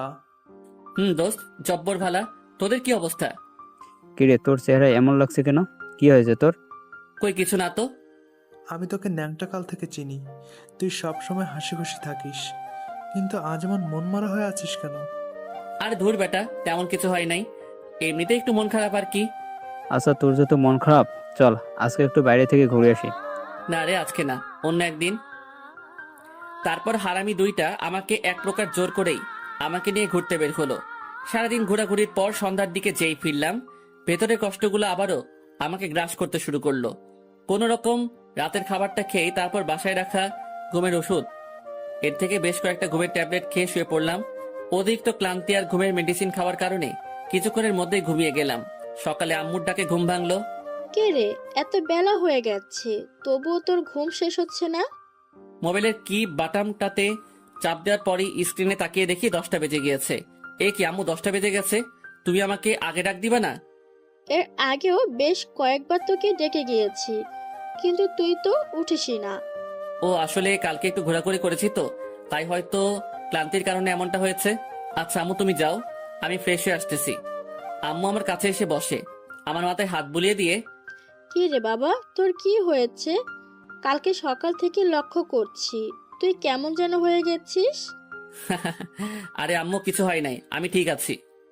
এই, আমি না তোর মা, আমাকে বল না তোর কি হয়েছে। আম্মু, আমি ঠিক আছি, আমার কিচ্ছু হয়নি। কথাটা বলার সাথে সাথেই আম্মু এক প্রকার ডাক দেখিয়েই আমার রুম থেকে বেরিয়ে গেল। এই আম্মুটা না একদমই আমার কথা বিশ্বাস করছে না। এই মা জাতি টানা বড়ই অদ্ভুত। আপনি ভালো থাকার অভিনয়টা সবার সামনে করতে পারলেও এই মায়ের সামনে এসে আপনি হেরে যাবেন, আপনার অভিনয় চোখে ধরা পড়ে যাবে।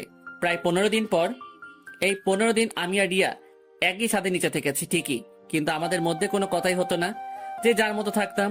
অবশ্য প্রথম দিকে আমি ওর সাথে নিজে থেকে কথা বললেও ও সবসময় আমাকে ইগনোর করত, আমাকে অবহেলা করত। এক কথায় আমাকে তার বিরক্ত লাগতো। তাই এখন আর আমিও তাকে বিরক্ত করি না। রাতে খাবার খেয়ে রুমে আসতে রিয়া বলে উঠল, স্যার, কালকে একটু আমার ফ্রেন্ডের বাসায় যাওয়া লাগবে, খুব অসুস্থ, তাই একটু দেখতে যাব। আমাকেও যেতে হবে, আম্মুকে নিয়ে যাও। না না, আমি একাই যেতে পারবো। সে কি, একা কিভাবে যাবে? আচ্ছা ঠিক আছে, আমি তোমায় নিয়ে যাব। দেখো, তোমার সাথে আমার ডিভোর্স হয়ে গেছে, কয়েকদিন পর কাগজটা পেলেই আমরা দুজন দু রাস্তায়। প্লিজ, আমি এখন। এতটুকু বলে রিয়া থমকে গেল। কি ব্যাপার, কি হয়েছে, এমন করতেছো কেন? রিয়া কিছু বলতে পারছে না, শুধু আমার পিছনের দিকে তাকিয়ে কেমন যেন করতেছে। আমি হুট করে পিছনের দিকে তাকাতেই দেখি আম্মু আমার পিছনে দাঁড়িয়ে আছে। তার মানে কি আম্মু আমাদের সব কথা শুনে ফেলেছে? পায়ের নিচ থেকে মাটি সরে যেতে লাগলো, চারদিকটা কেমন যেন অন্ধকার হয়ে যেতে লাগলো। আম্মুকে এখন কি বলবো, আমার মাথায় কিছুই আসতেছে না।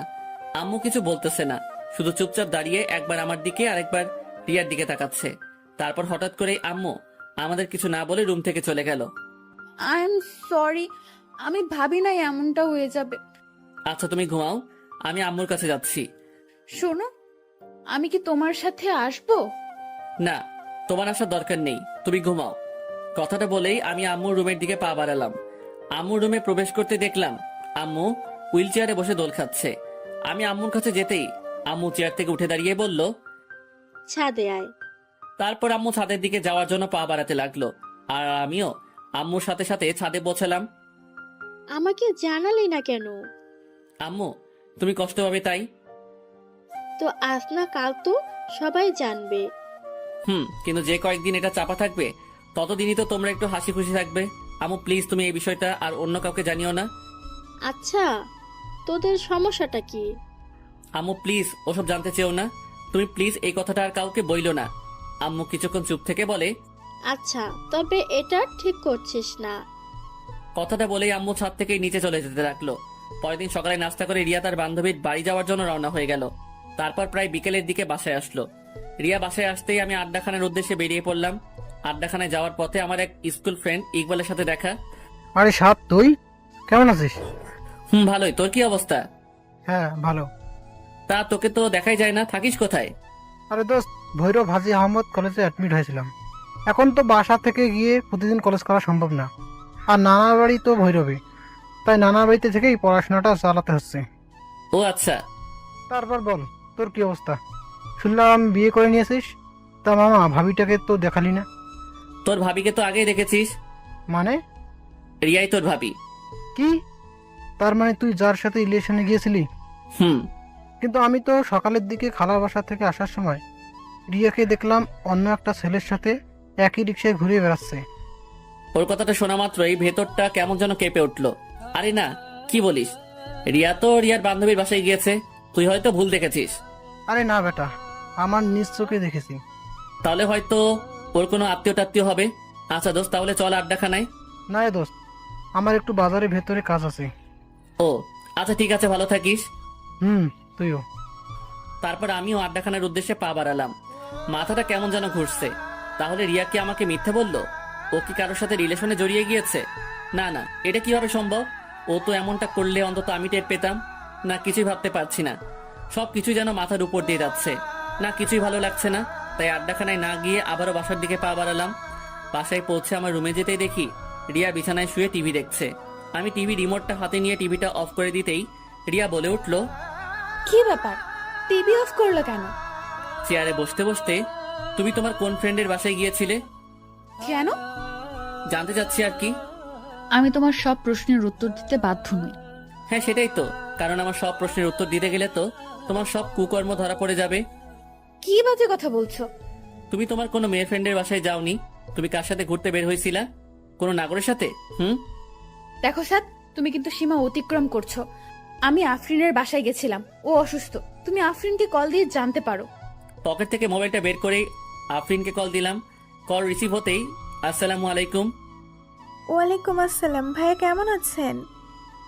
জি বোন, ভালো। শুনলাম তুমি নাকি অসুস্থ। জি ভাইয়া, একটু সিক। আচ্ছা, রিয়া তোমাকে দেখতে যাওয়ার কথা বলছিল, ও কি তোমার ওখানে গিয়েছিল? জি ভাইয়া, সকালে এসেছিল। ও আচ্ছা, ঠিকঠাক সময় মেডিসিন খেয়ে নিও। রাখছি তাহলে। তারপর লাইনটা কেটে দিতেই, এবার বিলিভ হয়েছে তো? দেখো, আমাদের আর কিছুদিন পরেই ডিভোর্স হয়ে যাবে। এর আগে আমি আর কোনো ঝামেলা চাচ্ছি না। কথাটা বলেই রিয়া রুম থেকে বেরিয়ে গেল। আমারও ভালো লাগছিল না, তাই বিছানায় শুয়ে পড়লাম একটু বিশ্রামের জন্য। কিন্তু মাথা থেকে একটা বিষয় কিছুতেই যাচ্ছে না। ইকবাল কি তাহলে সত্যি ভুল দেখলো? 21 দিন পর রাত প্রায় 3টা, কোন এক অজানা কারণে ঘুমটা ভেঙে গেল। হঠাৎ বিছানার দিকে চোখ যেতেই দেখি রিয়া বিছানায় নেই। কি ব্যাপার, এত রাতে রিয়া কোথায় যাবে? মুহূর্তের মধ্যে আবার ভাবলাম হয়তো টয়লেটে গিয়েছে। কথাটা ভেবেই আবার চোখের পাতা বন্ধ করে ঘুমানোর চেষ্টা করলাম। কিন্তু রহস্যময় ব্যাপার হলো, আমার কেন যেন মনে হচ্ছিল কিছু একটা ঝামেলা আছে। না একটু সজাগ থেকে দেখি তো। টয়লেটে গেলে তো 15 মিনিটের বেশি লাগার কথা না। 20 মিনিট হয়ে যাবার পরও রিয়ার কোনো খোঁজই নাই। বিছানা থেকে উঠে দৃঢ় পায়ে আসতে হাসতে টয়লেটের দরজার কাছে গিয়ে দরজায় কান রাখতে যা শুনলাম তা শোনার জন্য মোটেও প্রস্তুত ছিলাম না।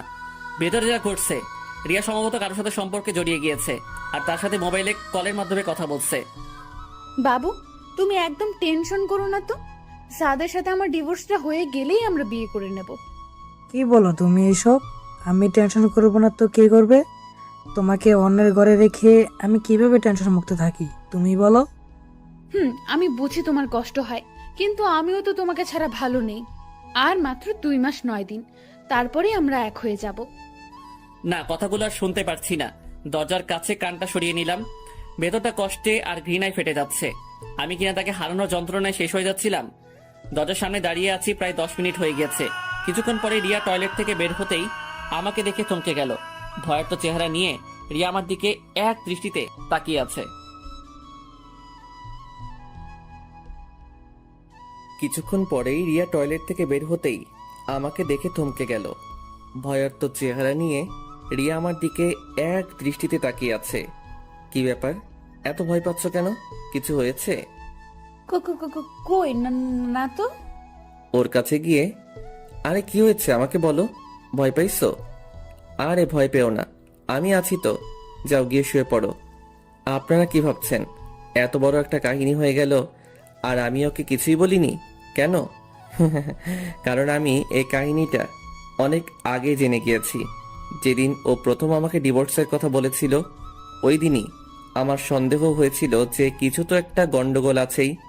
তারপর ইকবালের কথাটা শোনার পর আমার সন্দেহটা আরও তীব্র আকার ধারণ করলো। তারপর রিয়ার ফ্রেন্ড আফরিনকে কল দেওয়ার পর রিয়া আমার সাথে রাগ দেখিয়ে রুমের বাইরে যাওয়ার পর আমি আবারও আফরিনকে কল দিয়েছিলাম। আর আফরিনকে আমি বলি যে, আফরিন, রিয়া কখন বাসায় আসবে? সে কি, রিয়া তো সে কখন চলে গিয়েছে, এখনো বাসায় পৌঁছায়নি। বলো কি, রিয়া তোমার বাসা থেকে কয়টার দিকে বের হয়েছে? এই তো দুপুরে লাঞ্চের পরেই, এই ধরেন 2টার দিকে হবে। ও আচ্ছা, আমি ওকে মোবাইলে ট্রাই করেছিলাম আর কি, কিন্তু পাইনি। আমি তো একটু বাইরে, বাসায় গিয়ে দেখি ও আসছে কিনা। এই যে পাঠক সাহেবেরা, মিথ্যা বলছি বইলা আবার রাগ কইরেন না। মাঝে মাঝে সত্যিটা সামনে বের করার জন্য কিছুটা মিথ্যা বলতে হয়। ও আচ্ছা, ও হয়তো বাসায় চলে গিয়েছে, আপনি টেনশন করেন না। আর আমি ওর নাম্বারে ট্রাই করে দেখছি। না না, টেনশনের কিছু নাই, ও বাসাতেই আছে। আম্মু এখন মেসেজ দিয়ে বলল। তারপর আফরিনের কলটা কেটে দিয়েই সেদিন রাতে রিয়ার মোবাইলের কল লিস্ট চেক করে রিয়ার বয়ফ্রেন্ডের নাম্বারটা আমার মোবাইলে নিয়ে নিলাম। তারপর ওই হারামজাদারে কল দিয়া কৌশলে ওর ঠিকানা নিয়ে নিলাম। আর তারপর ওর ব্যাপারে গোপনীয়ভাবে খোঁজ নিয়ে জানতে পারলাম ওই হালায় আস্ত একটা ঢপবাজ। হালার অনেকগুলো গার্লফ্রেন্ড আছে।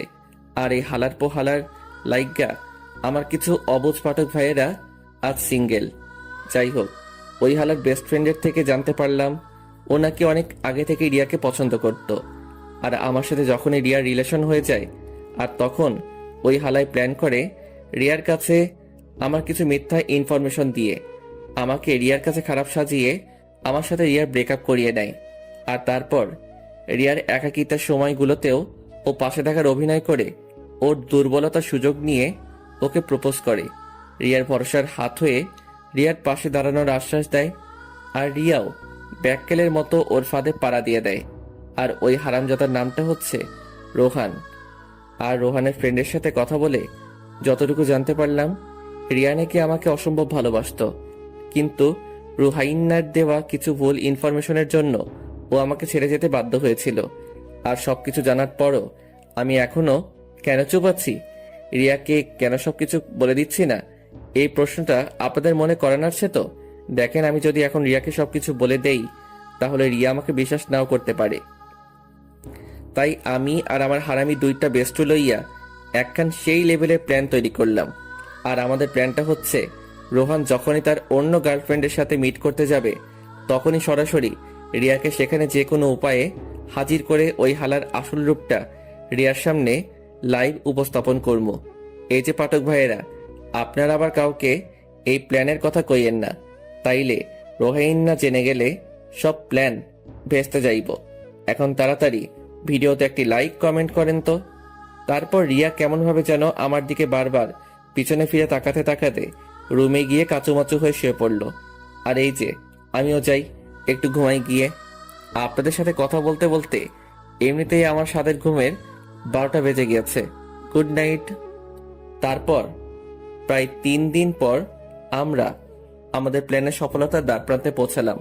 মানে আজকে রুহাইন্না তার আরেকটা গার্লফ্রেন্ড লইয়া কিশোরগঞ্জ নেহাল পার্কে অবস্থান করিতেছে।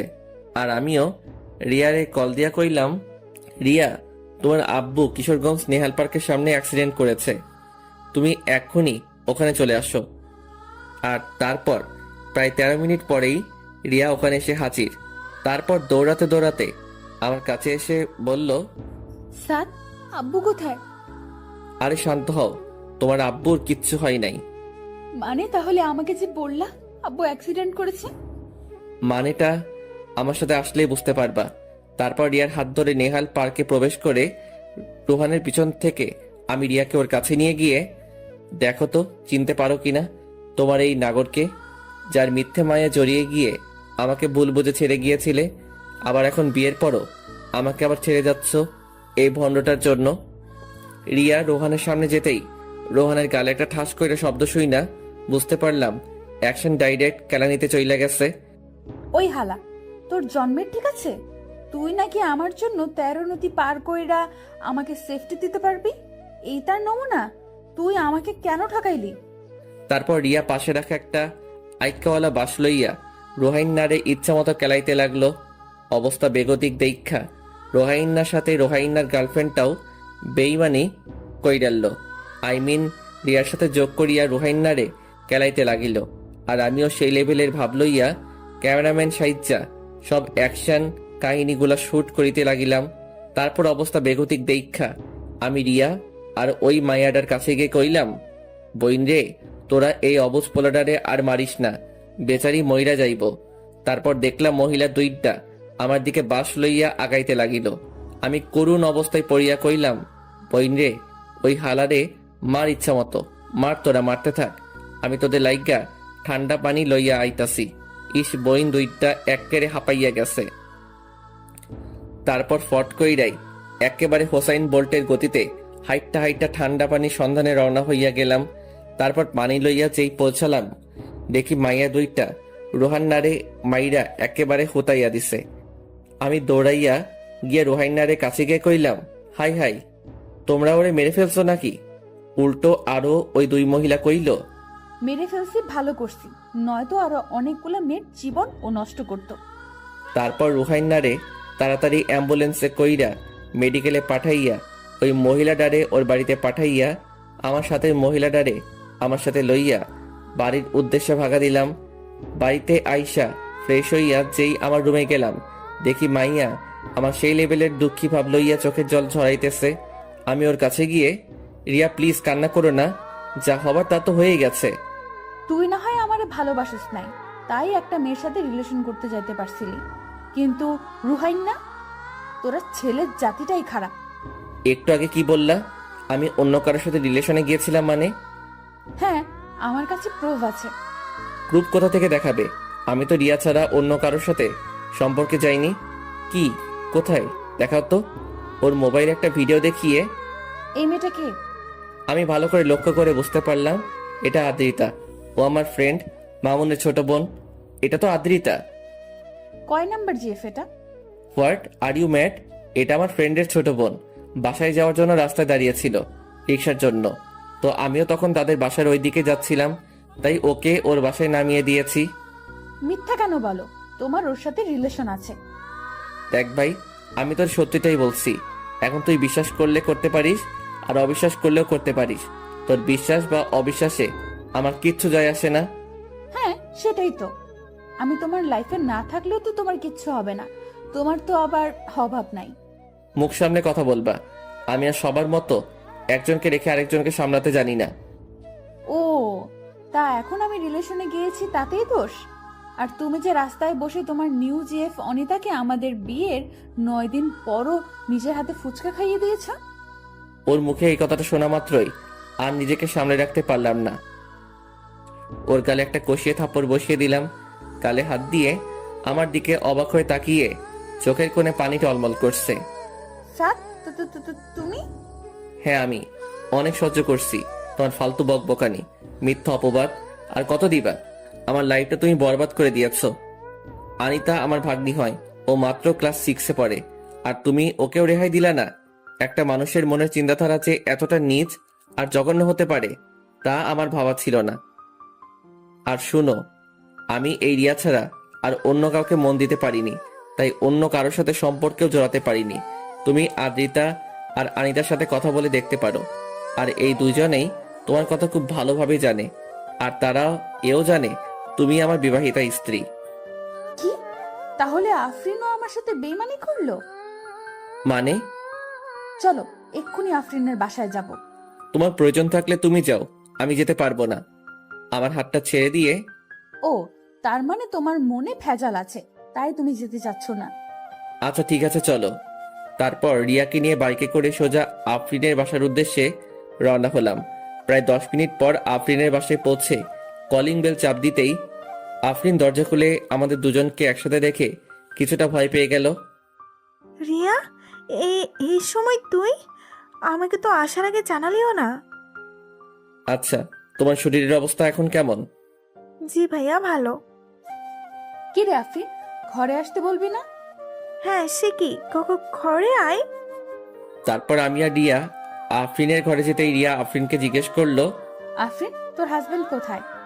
ও তো অফিসে একটু বাইরে গিয়েছে। ও দেখ আফরিন, তুই অসুস্থ, তাই তোকে কোনো প্রেশার ক্রিয়েট করতে চাচ্ছি না। তুই শুধু এতটুকু বলে দে, যে আমি তোর কি ক্ষতি করেছি যার জন্যে আমাকে তুই এত বড় শাস্তি দিলি? আমি আবার কি করলাম? তুই গত মাসে আমাকে কয়েকটা ছবি দেখিয়েছিলি যেখানে সাদ অনিতাকে ফুচকা খাইয়ে দিচ্ছে, আর তুই এও বলেছিলি যে সাদের সাথে নাকি অনিতার সম্পর্ক আছে, আর এটা তুই অনিতার মুখ থেকেই জেনেছিলি। আফরিন চুপচাপ হয়ে নিচের দিকে তাকিয়ে বসে আছে। কি ব্যাপার, কিছু বলছিস না যে? তুই আমার সাথে এটা কেমনে পারলি? অন্তত তুই তো জানতিস আমি সাদকে কতটা ভালোবাসতাম। ওর সাথে সম্পর্কে যাওয়ার কিছুদিন পরই রোহান আমাকে আজে বাজে কিছু মিথ্যা নাটক সাজিয়ে আমার কাছে সাদকে খারাপ বানিয়ে আমাকে সাদের জীবন থেকে সরিয়ে দিয়েছিল। ভেবেছিলাম বিয়ের পর অন্তত সাদকে আমি আমার রূপের জালে ফাঁসিয়ে আমার প্রেমে ফেলে দিব। ভাবতাম ও তো অন্য কারোর সাথে রিলেশন বিয়ের আগে করেছে। বিয়ের পর তো অনেকেই আছে যারা ভালো হয়ে যায়, অথচ দেখ সাদ কিন্তু আমি ছাড়া কখনো কারোর সাথে রিলেশনে যায়নি। এই ছেলেটা আমার সুখের জন্য সব করেছে, আর বিনিময়ে আমি তাকে শুধু কষ্টই দিয়েছি। তুই জানিস আফরিন ও আমাকে কতটা ভালোবাসে? আমি আমাদের বিয়ের 9 দিনের মাথায় যখন আমাকে জানিয়েছিলি সাদ অনিতার সাথে রিলেশন করে, তারপর আবারও আমার কাছ থেকে মন ভেঙে গেল। জানিস অনেক কান্না করেছি সেদিন।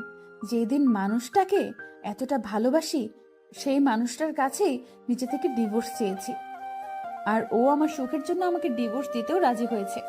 আজ ওর আম্মুর কাছে এই দোষ নিজের ঘাড়ে চাপিয়ে আমাকে ওর আম্মুর কাছে ভালো মেয়ে হিসেবে রেখে দিয়েছে। অথচ দেখ ওর আম্মু এই কারণে আর ওর সাথে কথা বলা বন্ধ করে দিয়েছে। একটা মানুষকে আর কত কষ্ট দেওয়া যায়? আচ্ছা আফরিন, তোর উপর আমার কোনো প্রতিশোধ নেওয়ার ইচ্ছে নেই, শুধু এইটুকু আমি জানতে চাই আমি তোর কি এমন ক্ষতি করেছিলাম যার জন্য তুই আমাকে এত বড় শাস্তি দিলি? এখানে তোর কোনো দোষ নেই, এখানে পুরো অপরাধটাই আমার। গত মাসে তোর ভাই কিডনির সমস্যার জন্য মেডিকেলে ভর্তি করিয়েছিলাম। হ্যাঁ সেটাই তো আমি জানি, কিন্তু তুই এটা জানিস না, ওকে সুস্থ করে তুলতে আমার তখন 10 লাখ টাকার মতো লাগতো।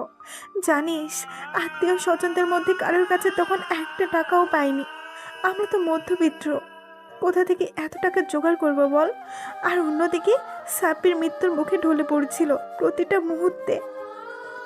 রিয়া, তুই আমাকে শাস্তি দে। বিশ্বাস কর, সাত ভাই অনেক ভালো, আর তুই অনেক ভাগ্যবতী একটা মেয়ে যে 7 ভাইয়ের একটা মানুষকে তোর লাইফ পার্টনার হিসেবে পেয়েছিস। রিয়া জানিস, এই টাকার জন্য যখন আমার দিশাহারার মতো অবস্থা, তখন আমার কাছে একটা বাজে প্রস্তাব আসে, আর সেই প্রস্তাবটা নিয়ে এসেছিল রোহান। ও তখন বলেছিল যদি আমি তোর চোখে সাদকে খারাপ বানিয়ে তোদের আলাদা করতে পারি তাহলে রোহান আমাকে 10 লাখ টাকা দেবে। আর আমিও আমার স্বামীকে বাঁচানোর জন্য এত বড় একটা খারাপ কাজ করতে রাজি হয়েছিলাম। তুই শুধুমাত্র টাকার জন্য? ছি, তুই আমাকে বলতে পারতি আমি তোকে টাকা দিতাম। আমাকে মাফ করে দে, আমি খুব বড় অন্যায় করে ফেলেছি। আফরিনের কথায় কান্না দিয়ে আমার হাত ধরে বলল, সাথ চলো বাসায় যাব। তারপর রিয়াকে নিয়ে বাসায় চলে আসলাম।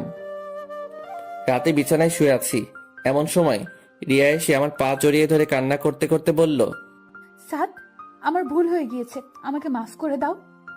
দেখো যা হবার তা হয়ে গিয়েছে, এখন আর আমার কিছু করার নেই। ডিভোর্স পেপারটা হাতে আসলেই আমি সাইন করে তোমাকে মুক্তি দিয়ে দিব। সাদ আমি তো ইচ্ছে করে কিছু করিনি, আর আমি তো তোমায় ভালোবাসি।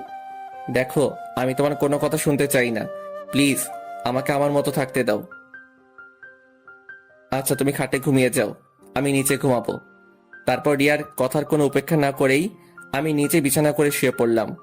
পরের দিন সকালে নাস্তা করে বাইরে বেরোতে যাব, ঠিক তখনই রিয়া আমার সামনে এসে আমাকে হঠাৎ করে জড়িয়ে ধরে হু হু করে কান্না করে দিল। এই কি হইছে, এমন বোকার মতো কান্না করতেছো কেন?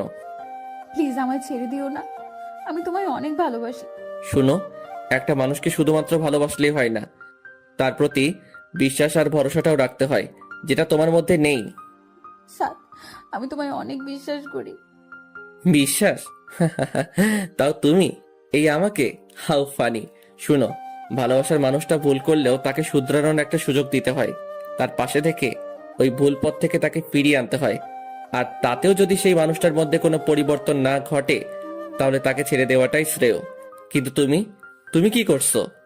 দেখো আমাকে এবারের মতো মাফ করে দাও, আমি আর কখনো এমন ভুল করব না। মাফ? তাও তোমায়? কই, আমাকে তো তুমি মাফ করনি। আমি যে তোমায় বলেছিলাম আমার আম্মু হার্টের রোগী, আমার আম্মু এটা সইতে পারবে না। তুমি আমাকে ডিভোর্স দিও না, আমি তোমার সব কথাই শুনবো, তোমার কোনো প্রকার কষ্টের কারণ হব না। আমাকে তো তুমি একটা সুযোগও দাওনি। আচ্ছা, আমি তো কোনো ভুল করিনি, তাও তুমি আমার শাস্তি দিয়েছ। আচ্ছা, তুমি ফিরিয়ে দিতে পারবে আমার কষ্টের সেই রাতগুলো? ফিরিয়ে আনতে পারবে আমার আর আম্মুর সেই বন্ধু মোহন সম্পর্কটাকে? আমার আম্মুর চোখের জলের মূল্য তুমি রিয়া দিতে পারবে? আমার আম্মু তো কোনো ভুল করেনি, তোমাকে সে নিজের মেয়ের থেকেও বেশি ভালো আর ভরসা করত। আর সে মানুষটার চোখের পানিও তোমার হৃদয়টাকে নরম করতে পারেনি। আমাকে তুমি যে শাস্তি দেবে আমি মাথা পেতে নেব, তবুও আমাকে ছেড়ে দিও না প্লিজ। আই এম সরি, তোমার শাস্তি একটাই, তুমি আমার জীবন থেকে চলে যাও। কথাটা বলেই আমি আমার বাইরে চলে আসলাম। রুবেলকে আর হাবিবকে কল দিয়ে আড্ডাখানায় আসতে বলে আমিও আড্ডাখানায় চলে গেলাম। তারপর ওদের সাথে আড্ডা দিয়ে দুপুরের দিকে বাসায় ফিরে গোসল করে দুপুরের খাবার খেয়ে একটু বিশ্রাম নিচ্ছিলাম। তখনই খেয়াল করলাম রিয়া রুমে বসে নীরবে চোখে জল ফেলতেছে। হঠাৎ করে কেমন যেন একটু মায়া হলো। আমি উঠে তার কাছে গিয়ে বসলাম। তারপর ওকে বললাম, দেখো রিয়া, কান্না করলে আর এখন কোনো লাভ হবে না। এত সুন্দর চেহারাটা শুধু শুধু খারাপ করো না। আমি একদিকে কান্না করতেছি আর তুই মজা লস? লেখোকা, আমি মজা লইলাম কই? আমি তো তোমাকে ভালো উপদেশ দিচ্ছি। দেখো, তোমার এই সুন্দর চেহারাটা নষ্ট হয়ে গেলে আর কেউই তোমার দিকে ফিরেও তাকাবে না, আর রোহানের মতো ছেলেরা তোমাকে পাওয়ার আকাঙ্ক্ষাও করবে না। তখন তোমার কি হবে? প্লিজ কান্না করো না। তুমি থাকো তোমার উপদেশ নিয়ে। কথাটা কইয়াই এক বদনা রাগ আমার দিকে ছুঁড়ে মাইরা আর এক বস্তা রাগ তাহার সাথে লইয়া ছাদের উদ্দেশ্যে ভাগা দিল। যা বাবা, বেশি কষ্ট দিয়ে ফেললাম না তো? নিশ্চয়ই এখন ছাদে গিয়ে ফুপিয়ে ফুপিয়ে কান্না করবে। থাক, কষ্ট পাক গিয়ে, সে কষ্ট পাইলে আমার কি? একটু কষ্ট করে বোঝুক, অন্য কাউকে কষ্ট দিলে তা সহ্য করতে তা কতটা কষ্ট হয়। তারপর আমিও হাত পা ছাইরা দিয়া সেই লেভেলের একটা ঘুম দিলাম। বিকেলের দিকে ঘুম ভাঙলো রুবেলের কলের রিংটংয়ের আওয়াজে। কিরে? কিরে বেটা, কই তুই? বাসায় ঘুমাইতেছি। তাড়াতাড়ি ঘুমটা পকেটে লয়ে আড্ডাখানায় আয়। আচ্ছা ভাই, মই আইতে আসি। তারপর বিছানা থেকে উঠে ফ্রেশ হয়ে আড্ডাখানার উদ্দেশ্যে বেরিয়ে পড়লাম। তারপর হারামিগুলোর সাথে আড্ডা শেষ করে রাতে বাসায় ফিরলাম। রাতের খাবার শেষ করে যেই খাবার টেবিল থেকে উঠতে যাব, ঠিক তখনই লক্ষ্য করলাম রিয়া খাবার শুধু নাড়াচাড়া করছে, কিন্তু খাচ্ছে না। রিয়া, খাচ্ছ না কেন? আমার দিকে করুণ দৃষ্টিতে তাকিয়ে বলল, আমার খেতে ইচ্ছে করে না। মা, আমার তোমার কিছু হয়েছে? শরীর খারাপ? না বাবা, আমি ঠিক আছি। বিকালে হালকা কিছু খেয়েছি তো, তাই ক্ষুধা মরে গেছে। আচ্ছা, জোর করে খেয়ে নাও। কথাটা বলেই আমি আমার রুমে এসে কানে হেডফোন গুঁজে গান শুনতে শুনতে ঘুমিয়ে পড়লাম। 3 দিন পর রাতে বিছানায় শুয়ে আছি। এমন সময় রিয়া আমার কাছে এসে বলল, আমার কিছু বলার ছিল। বলো। তুমি তো বলো ছেড়ে যাওয়া না, মানিয়ে নেওয়াটাই ভালোবাসা। তাহলে তুমি আমাকে এখন ছেড়ে দিচ্ছ কেন? দেখো, তুমি যদি ভুল করতে বা আমায় শুধুমাত্র ছেড়ে যেতে, তাহলে আমি তোমায় মানিয়ে নিতাম। কিন্তু তুমি তো আমাকে শুধু ছেড়ে যাওনি, আমাকে দিনের পর দিন ঠকিয়েছ। বিয়ের আগে না হয় আমাকে কিছু না বলেই তুমি ছেড়ে গিয়েছিলে, কারণ আমি শুধুমাত্র একাই কষ্ট পেতাম। কিন্তু বিয়ের পর তুমি শুধু আমাকে ছেড়ে যাচ্ছিলে না, ছেড়ে যাচ্ছিলে আমার মা বাবা সবাইকে। তাদের বিশ্বাসের বুকে তুমি নিজ হাতে ছুরি চালিয়েছ। তারপরও আমি সবকিছুই মেনে নিতাম, কিন্তু তুমি আমাকে ছেড়ে গিয়ে অন্য কারোর সাথে সম্পর্কে জড়িয়ে গিয়েছ। আচ্ছা, কখনো যদি আমার ফ্যামিলির কেউ জানতে পারে তুমি আমাকে রেখে অন্য একটা ছেলের সাথে, ছি, তোমার এই সুন্দর চেহারাটা দেখলেও এখন আমার অসম্ভব ঘৃণা হয়। আর তুমি কথায় কথায় বলো তুমি আমায় ভালোবাসো। আচ্ছা, এটা কি সত্যি ভালোবাসা? তুমি কোথাকার কোন ছেলের কথায় আমাকে অবিশ্বাস করে ফেললে? আমাকে একটাবার অন্তত জিজ্ঞেস তো করতে পারতে। আর আমাকে জিজ্ঞেস না করলেও তো তুমি অন্তত একটু খোঁজ নিয়ে তো দেখতে পারতে। তুমি আমায় অন্য একটা মানুষের কথায় হুট করে ছেড়ে দিলে। তা কাল যে অন্য কেউ এসে তোমাকে একটা বানিয়ে মিথ্যা প্রুফ দেখাইলো, আবার আমাকে ছেড়ে যাবা না, তার কোনো ভরসা তো নেই। আগে ভালোবাসার মানুষটাকে বিশ্বাস করতে শেখো, নয়তো জীবনে সবটুকু ভালোবাসা উজাড় করে দিলেও তুমি তার সাথে কখনোই সুখী হবা না। সুখটা হচ্ছে আমাদের নিজের রুচির আর বিলাসিতার উপর নির্ভর করে। যার রুচি আর বিলাসিতা যত কম, তার সুখ ততই বেশি। যাও, অনেক রাত হয়েছে, ঘুমিয়ে পড়ো। আচ্ছা, আমাকে কি কখনো তুমি মাফ করবে না? রিয়া ঘুমাও গিয়ে, অনেক রাত হয়েছে। তার মানে আমাকে তুমি মাফ করবেই না? রিয়া প্লিজ ডিস্টার্ব করো না তো, ঘুমাও প্লিজ। পরের দিন বিকেলের দিকে হারামিগুলোর সাথে আড্ডা দিতেছি, এমন সময় আম্মুর কল পেয়ে অনেকটাই চমকে উঠলাম। আম্মু আমার সাথে রিয়া আর আমার ডিভোর্সের কথাটা জানার পর আর আমার সাথে কথা বলেনি, আর আজ কল দিয়ে দিল। আমি তাড়াহুড়ো করে কলটা রিসিভ করতেই ওপাশ থেকে আম্মু ভয়ার্থ কণ্ঠে বলে উঠল, বাসায় আয় এক্ষুনি। রিয়া কেমন যেন করছে, মনে হয় উল্টোপাল্টা কিছু খেয়েছে, ওর অবস্থা খুবই খারাপ, তুই তাড়াতাড়ি আয়। আমি আর এক মুহূর্তের জন্য দেরি না করেই বাসার উদ্দেশ্যে দৌড় দিলাম। আমার এমন পাগলামো দেখে রুবেল আর হাবিবও আমার সাথে সাথে দৌড় দিল। সাদ, কি হয়েছে? আমি কিছু বলতে পারছি না, শুধু দৌড়াচ্ছি। সাদ প্লিজ, কি হয়েছে বল। প্লিজ তোর আমার সাথে আয়, রিয়ার কি যেন হয়েছে। তারপর বাসায় পৌঁছে যে রিয়ার কাছে গেলাম, দেখি ওর মুখ দিয়ে লাল বের হচ্ছে আর অনেক বমি করতেছে।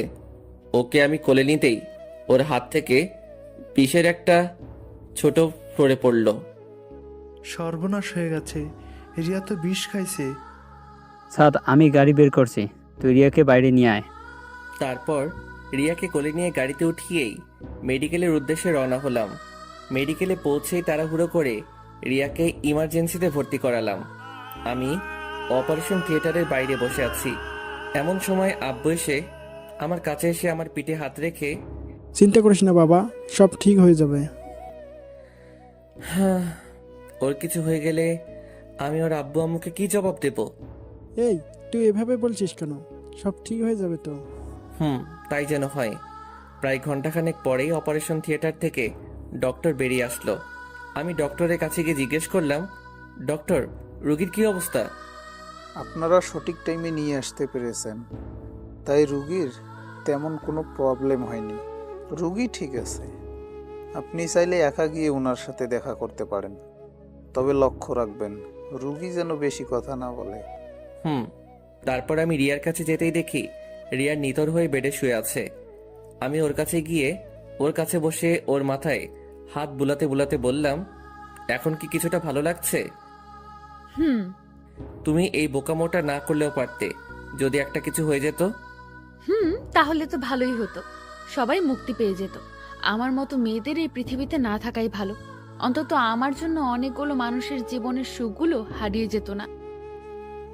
তোমরা মেয়েরা একটা জিনিস খুব ভালো পারো, সেটা কি জানো? অভিমান। এই অভিমানটা কখনো অন্য কারোর উপর দেখিয়ে বেশ কয়েকটা মানুষের জীবন বিপাকে ফেলে দাও, আবার কখনো নিজের উপর দেখিয়ে বোকার মতো নিজেকে শেষ করে দাও। আচ্ছা, তোমরা কি এটা পারো না যে যেই ভুলগুলোর জন্য আজকে তোমার জীবনটাকে শেষ করে দিতে হচ্ছে, নিজের অভিমানটাকে কাজে লাগিয়ে সেই ভুলগুলো শুধরে নিতে পারো না?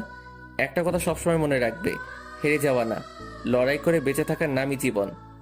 আমি কার জন্য লড়াই করব, কার জন্য বেঁচে থাকবো? আমার সবকিছুই যে আমি শেষ করে দিয়েছি। দেখো রিয়া, জীবনে সবকিছু যেখানে শেষ হয়ে যায় সেখান থেকে আবার নতুন করে শুরু করতে হয়। তুমি রেস্ট নাও, আমি ডক্টরের সাথে একটু কথা বলে আসতেছি। কথাটা বলেই আমি ডক্টরের কাছে যাওয়ার জন্য যেই পা বাড়ালাম, তখনই রিয়া আমাকে পেছন থেকে ডাক দিল। সাদ, পিছনে ফিরে ওর দিকে তাকিয়ে বলো। তুমি আমার আব্বু আম্মুকে এই ব্যাপারে কিছু জানিও না প্লিজ, আমি আর কাউকে কষ্ট দিতে চাই না। আচ্ছা তুমি রেস্ট নাও, তোমার আব্বু আম্মু কিছু জানবে না। তারপর ডক্টরের সাথে কথাবার্তা বলে যতটুকু বুঝতে পারলাম, অন্তত 3 দিন রিয়ার মেডিকেলে অ্যাডমিট থাকা লাগবে। রাত প্রায় 2টা। আমি রিয়ার পাশে বসে বেডের উঁচু মাথাটায় হাত দিয়ে তার উপর মাথা রেখে ঘুমিয়ে গিয়েছি।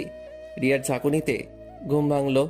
আমি হন্তদন্ত করে উঠে চোখ কসলাতে কসলাতে বললাম, তোমার কি খারাপ লাগছে? আমার দিকে অসহায়ের মতো তাকিয়ে বলল, আমার না খুব ক্ষুধা লেগেছে, আমাকে কিছু খেতে দাও না। আমার বুকের ভেতরটা অজানা মায়ায় হুট করে কেঁপে উঠল। ওর এই খাবার চাওয়ার ভঙ্গিমাটা এতটাই করুণ আর কষ্টের ছাপ বজায় রাখছিল। ইচ্ছে হচ্ছিল নিজের কলিজাটা ওকে দিয়ে দেই, কিন্তু ও তো এখন চাইলেই খেতে পারবে না। ডক্টরের পারমিশন ছাড়া খাওয়াতে গেলে অনেক বড় ধরনের কোনো অ্যাক্সিডেন্ট ঘটে যেতে পারে। তাই ওকে সান্ত্বনা দিয়ে বললাম, এই তো লক্ষ্মী, সকাল হয়ে গিয়েছে, আর একটু ঘুমাও, সকাল হলেই তোমায় আমার নিজের হাতে খাইয়ে দিব। আমার দিকে কিছুক্ষণ তাকিয়ে থেকেই চোখটা বুজে ঘুমানোর চেষ্টা করলো। তারপর সকালে ডক্টর আসার পর রিয়াকে চেক আপ করে ডক্টর জানালো যে দুপুরের দিকে তাকে খাওয়ানো যাবে, তবে খুব অল্প পরিমাণ খাবার খাওয়াতে হবে। তারপর আমি রিয়ার কাছে যেতেই রিয়া বলল, তুমি টেনশন করো না তো, ডক্টর যা বলেছে আমি সব শুনেছি। আমি এখন একটু ঘুমাই, আর তুমি খেয়ে নাও। না খেয়ে খেয়ে কতটা শুকিয়ে গিয়েছো। আচ্ছা তুমি ঘুমাও, আমি খেয়ে নেব নে। না, তুমি এক্ষুনি খাবা, যাও খেয়ে নাও। আমি ঘুমাচ্ছি। কি হলো? তুমি ঘুমাও, আমি খেয়ে নেব। কথাটা বলে আমি রিয়ার কপালে একটা চুমু এঁকে দিয়ে ওর মাথায় হাত বুলাতে লাগলাম।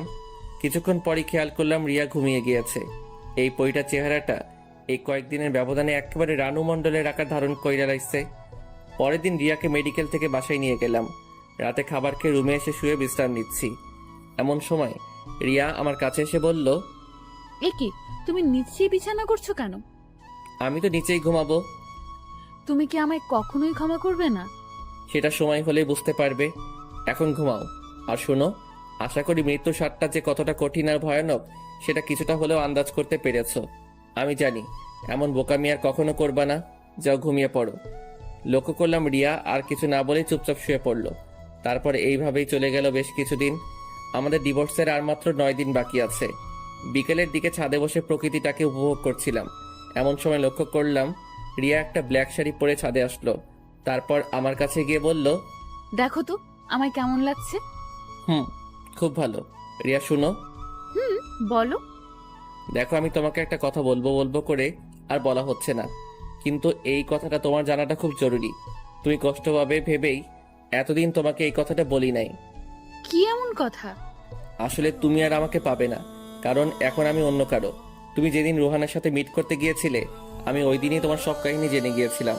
আর তারপরই আমার এক কলেজ ফ্রেন্ড রুহি আমার সব কথা কিভাবে যেন জানতে পারে। আর ও আমাকে কলেজের শুরু থেকেই নাকি পছন্দ করত, কিন্তু ভয়ে কখনো বলতেও পারে নাই। তারপর আমার এই অসহায়ত্বের কথা জেনে ও আমাকে আমার সারা জীবন পাশে থাকার আশ্বাস দেয়। ভাবলাম তুমি তো আর আমার নেই, লাইফে ভালো থাকার জন্য অন্তত কাউকে তো প্রয়োজন। আর মেয়েটা অনেক নম্রভদ্র, এক কথায় যে কারোর মনের মতো। তাই আমিও রাজি হয়ে গিয়েছিলাম। দেখো রিয়া, আমার আর কিছু করার ছিল না। আমি নিজেকে সামনে নেওয়ার কোনো মাধ্যমই খুঁজে পাচ্ছিলাম না। তাই অনেক ভেবেচিন্তে রুহির প্রপোজালে রাজি হয়ে যাই। রিয়া প্লিজ, তুমি আমাকে ভুলে যাও। আমি রুহিকে ঠকাতে পারবো না। স্তব্ধ হয়ে আমার দিকে তাকিয়ে আছে। মুখে কোনো আওয়াজ নেই, আছে শুধু একরাশ হতাশা আর চোখের জল। ও রিয়া আর কিছু না বলেই ছাদ থেকে নিচে চলে যেতে লাগলো। বেচারি নিশ্চয়ই এখন রুমে গিয়ে ফুপিয়ে ফুপিয়ে কান্না করবে। তারপর দেখতে দেখতেই আরো 4টা দিন কেটে গেল, আর মাত্র 5টা দিন। তারপরই আমার আর রিয়ার রাস্তা আলাদা, দুজন দুই দিকে। কেউ কাউকে চাইলেই দেখতে পারবো না, চাইলেই তার সাথে ঝগড়া করতে পারবো না। কেউ আর আমাকে জ্বালাবেও না। আমারও আর কারো জন্য সময় মতো বাসায় ফিরতে হবে না। আমরা দুজনেই মুক্ত হয়ে যাব। কারোরই কোনো ধরনের প্যারা থাকবে না, থাকবে না কারো অভিযোগ। আচ্ছা, আমরা দুজন আলাদা হলেই কি সব ঠিক হয়ে যাবে? আমরা সত্যি দুজন দুজনকে ছাড়া হ্যাপি থাকবো? কথাগুলো আমাদের বাসার করিডোরে দাঁড়িয়ে ভাবছি। ঠিক তখনই কারো ঠান্ডা আর শীতল হাতের স্পর্শে পিছনে ফিরে তাকাতেই দেখি আম্মু। আম্মু তুমি? হ্যাঁ আমি। তোরা তো নিজেদের ইচ্ছেতেই আলাদা হয়ে যেতে চাচ্ছিস। আচ্ছা, তোরা আলাদা হয়ে গেলে কি ভালো থাকবি? তোদের সমস্যাটা কি জানিস? কি? তোদের ইগো। এই ইগোটাকে তোরা প্রাধান্য দিতে গিয়ে তোরা নিজেরাই হেরে যাচ্ছিস, আর জিতে যাচ্ছে ইগো। একটু ভেবে দেখিস, রিয়া এই পর্যন্ত যা যা করেছে আমি সব কিছুই জানি। মানে তুমি কি জানো? রোহানের ব্যাপার থেকে শুরু করে সব কিছুই জানি। তবে মেয়েটা না বুঝে ভুল করে ফেলেছে, তাই বলে তুই ওর মতো ভুল করবি? কথাটা বলেই আম্মু রুমের দিকে পা বাড়ালো। আমারও কেন যেন কিছু ভালো লাগছিল না, তাই রুমে গিয়ে একটু ঘুমানোর চেষ্টা করলাম, কিন্তু কিছুতেই ঘুম আসছিল না। এমন সময় রিয়া এসে বলল, তুমি কি ফ্রি আছো? কিন্তু কেন? না মানে একটু আমাদের বাসায় যাবা? আব্বু আম্মুকে খুব দেখতে ইচ্ছে করছে। কিছুদিন পরেই তো একবারের জন্য তোমার আব্বু আম্মুর কাছে চলে যাবে। এই কথাটা বলতে গিয়েও কেন যেন বলতে পারলাম না। আচ্ছা, কখন যাবে? মুখে মলিন হাসি বজায় রেখে বলল, বিকেলে। আচ্ছা ঠিক আছে। তারপর বিকেল হতেই রিয়াকে নিয়ে ওর বাসার উদ্দেশ্যে রওনা হলাম। গাড়িতে বসে আছি, এমন সময় রিয়া আমাকে বলে উঠল, স্যার, এইটা হয়তো আমাদের বাসায় তোমার শেষ যাওয়া, তাই না? হয়তো। আচ্ছা, তোমার হাতটা একটু ধরতে পারি? আমি রিয়ার দিকে তাকাতেই দেখি ও কান্না করতেছে। ধরো। আর শুনো, এখন আর কান্না করে কোনো লাভ হবে না, নিজেকে সামলে নেওয়ার চেষ্টা করো। বিলিভ করো, আমি না অনেক ট্রাই করেছি, কিন্তু আমি কি করব, আমি যে পারছি না। সময় নাও, আস্তে আস্তে সব ঠিক হয়ে যাবে। কিছুক্ষণ পরেই আমরা আমাদের গন্তব্যে পৌঁছালাম, আমার শ্বশুর বাড়িতে। তারপর শ্বশুর বাড়িতে যেই পা রাখলাম, আমার মহামান্য শ্বশুর মশাই আমাকে দেখিবা মাত্রই মুখে এক গাঁটটি হাসি বজায় রাখা আমার দিকে এগোতে এগোতে বলল, আরে আমার জামাই বাবা আসছে, তা এতদিন পর আমার কথা মনে পড়লো? আব্বাজান, আমার তো আপনার কথা প্রতি মুহূর্তেই মনে পড়ে, তাই তো আপনাকে দেখতে চলে এলাম। তা আব্বাজান, আপনি ভালো আছেন তো? হ বাবা, তুমি চলে আসছো না, এখন তো এমনিতেই ভালো থাকুন। যাও বাবা, ফ্রেশ হয়ে রুমে গিয়ে একটু বিশ্রাম করে নাও। তারপর শাশুড়ি আম্মার খোঁজ খবর নিয়েই ফ্রেশ হয়ে রুমে এসে বিশ্রাম নিচ্ছি। এমন সময় আমার শাশুড়ি আম্মা আয়শা আমার আব্বু আম্মু সহ আমার 14 গোষ্ঠীর খোঁজ খবর লইয়া আবারও আমার একা রুমে থইয়া আমার শাশুড়ি আম্মা ভাগা দিল। তারপর ঘন্টাখানেক শ্বশুর বাড়িতে কাটাইয়া আবারও রিয়ারে লইয়া আমাদের বাসার উদ্দেশ্যে রওনা হইলাম। পরের দিন আর মাত্র 2 দিন, এই 2টা দিনই আমি আর রিয়া একসাথে থাকতে পারবো। তারপরই সব শেষ। দুপুরের দিকে মোবাইলের কলের রিংটংটা বেজে উঠতেই দেখি রুবেলের কল। কি রে? সাদ, তুই এক্ষুনি একটু আমাদের আড্ডাখানায় আয় তো। এখন আসতে পারবো না, আমার ভালো লাগছে না। দোস্ত, খুব জরুরি দরকার, প্লিজ তুই আয়। কি যেন কিভাবে বলে দিলাম। আচ্ছা ঠিক আছে, আসতেছি। তারপর হাতে টি শার্টটা নিয়ে আড্ডাখানার উদ্দেশ্যে বেরিয়ে পড়লাম। ওখানে যেতেই দেখি রুবেলের সাথে রিয়ার আব্বু বসা। আমি রিয়ার আব্বুর কাছে গিয়েই, আব্বা আপনি এখানে, তো বাসায় চলেন। উনি দাঁড়িয়ে আমার কাঁধের উপর হাত দিয়ে একটা দীর্ঘশ্বাস ছাড়ে। না বাবা, বাসায় যাব না। সে কি, কেন? তুমি অন্তত আমাকে জানাতে পারতে, তোমরা নিজেদের ইচ্ছা অনুযায়ী আলাদা হয়ে যাচ্ছ। আব্বা, আপনি এসব কেমনে জানলেন? কালকে রিয়াকে দেখে কেমন যেন মন মরা লাগছিল। পরে দেখলাম যে রিয়া ওয়াশরুমে গিয়ে কান্না করতেছে। আমার তখনই সন্দেহ হয় তোমাদের মধ্যে কিছু একটা হয়েছে। তারপর খোঁজ খবর নেওয়ার পর জানতে পারলাম তোমরা আলাদা হয়ে যাচ্ছ। আচ্ছা, তোমাদের সমস্যাটা ওটাও আমি জানতে চাই না, শুধু আমার কষ্টটা এখানেই তোমরা আমাদের কিছু না জানিয়েই। দেখো বাবা, আমি জানি আমার মেয়ের সাথে কেউই সুখী হতে পারবে না, কিন্তু তোমাকে দেখে আমি ভরসা পেয়েছিলাম অন্তত তুমি আমার মেয়েকে বুঝতে পারবা, তাকে কখনো ছেড়ে যাবে না। আচ্ছা, আমার একটা তাড়া আছে, আমি যাচ্ছি। আব্বা শুনেন, রিয়ার আব্বু আমার কথায় কান্না দিয়ে গাড়িতে উঠে উনার মতো উনি চলে গেল। আমিও কোনো কিছু ভাবতে পারছি না কি থেকে কি হয়ে গেল। পরের দিন রিয়াকে নিয়ে উকিলের অফিসের উদ্দেশ্যে রওনা হয়েছি। আজকেই হয়তো আমাদের বিশ্বটা আলাদা হয়ে যাবে। আর মাত্র কয়েকটা মিনিট আমরা স্বামী স্ত্রী হিসেবে থাকবো। লক্ষ্য করলাম রিয়া স্তব্ধ হয়ে গাড়িতে বসে আছে, মুখে একটু হাসি নেই, আছে শুধু হাহাকার, বিষাদের যন্ত্রণার ছাপ। মেয়েটা নিজেও কখনো ভাবিনি তাকে একদিন এমন একটা কঠিন পরিস্থিতির শিকার হতে হবে। গাড়ির থেমে যাওয়ার আওয়াজে বাইরে তাকাতে দেখি আমরা আমাদের গন্তব্যে চলে এসেছি। গাড়ি থেকে নেমে রিয়াকেও নামতে বললাম। তারপর রিয়াকে নিয়ে উকিলের অফিসে ঢুকতেই উকিল সাহেব আমাদের বসতে বললেন। তা আপনাদের মতামত কি? রিয়ার দিকে তাকাতেই দেখি ও আনমনা হয়ে মানসিক রোগীর মতো স্তব্ধ হয়ে আছে। আমি রিয়াকে একটা ঝাঁকুনি দিয়ে, রিয়া তুমি ঠিক আছো তো? আমি ঠিক আছি। উকিল সাহেবকে উদ্দেশ্য করে, আমরা এই 3 মাসে যতটুকু বুঝতে পারলাম আমরা কখনোই আলাদা হয়ে ভালো থাকতে পারবো না, সো আমরা ডিভোর্স চাচ্ছি না। আমার মুখে এই কথাটা শোনা মাত্রই রিয়া হা হয়ে আমার দিকে তাকিয়ে আছে, মনে হচ্ছে আমাকে ও এর আগে কখনো দেখেই নাই। তারপর আমি রিয়ার হাতটা ধরে হ্যাঁচকা টান দিয়ে চেয়ার থেকে উঠিয়ে একটা মুচকি হাসি দিয়ে বললাম, এই যে মিস চলেন, বাসায় যেতে হবে। তারপর রিয়াও একটা সেই লেভেলের হাসি মাইরা কইল, চলেন আমার বাবুর আব্বু। তারপর সোজা গাড়িতে উইঠাই বাড়ির উদ্দেশ্যে রওনা হইলাম। গাড়িতে বসে আছি এমন সময় রিয়া বলে উঠল, আচ্ছা, একটা কথা আমি কিছুতেই মিলাতে পারছি না। কি কথা? তুমি রুহির কি হবে গো? লেখকা, তাই তো। আচ্ছা সমস্যা নাই, তোমার সতীন বানাইয়া নিমু। কি হারামজাদা! তুই শুধু আমার, অন্য কেউ ভাগ বসাতে আসলে মেরে তক্তা বানিয়ে দেব। বাইরে এইবার আমার কলারটা ছাড়। আর রুহি বলতে কেউ নাই, ওটা এমনি তোমাকে বলেছিলাম। কি? তার মানে তুই আমাকে কষ্ট দেওয়ার জন্য? আমার বুকের কাছে জড়িয়ে নিয়ে ওলে আমার সোনাটা, তোমাকে কষ্ট দেওয়ার জন্য বলি নাই তো। তুমি যেন আমাকে কখনো ছেড়ে না যাও, ওই জন্য ওইটা করেছি। এখন তো বুঝতে পারছো প্রিয় মানুষটা অন্য কারো হয়ে গেলে কতটা কষ্ট হয়। I am really sorry. এই লক্ষ্মী, সরি বলা লাগবে না। তারপর বাসায় ফিরতেই আম্মু আমাদের দুইটারে এক লগে দেখা সেই লেভেলের শক্ট খাইয়া ফিট হইয়া গেল। আর খুশিতে গদগদ করতে আমার পেটে একখানা গোতা মাইরা কইল, আমার কিন্তু খুব তাড়াতাড়ি একটা নাতি চাই। আমিও এক ডিব্বা লজ্জা লইয়া ওই স্থান থেকে ভাগা দিয়া সোজা আমার রুমে আইসা শুইয়া ঘুমাইতে লাগিলাম। রাতের খাওয়া দাওয়া শেষ করে রুমে আসতেই রিয়ারে কইলাম, বউ গো। বলো। আমার পরনের স্বামী। আম্মা আজকে কি কইছিল মনে আছে? উনাকে ডাকে একটা নাতি আয়না দিতে হইব।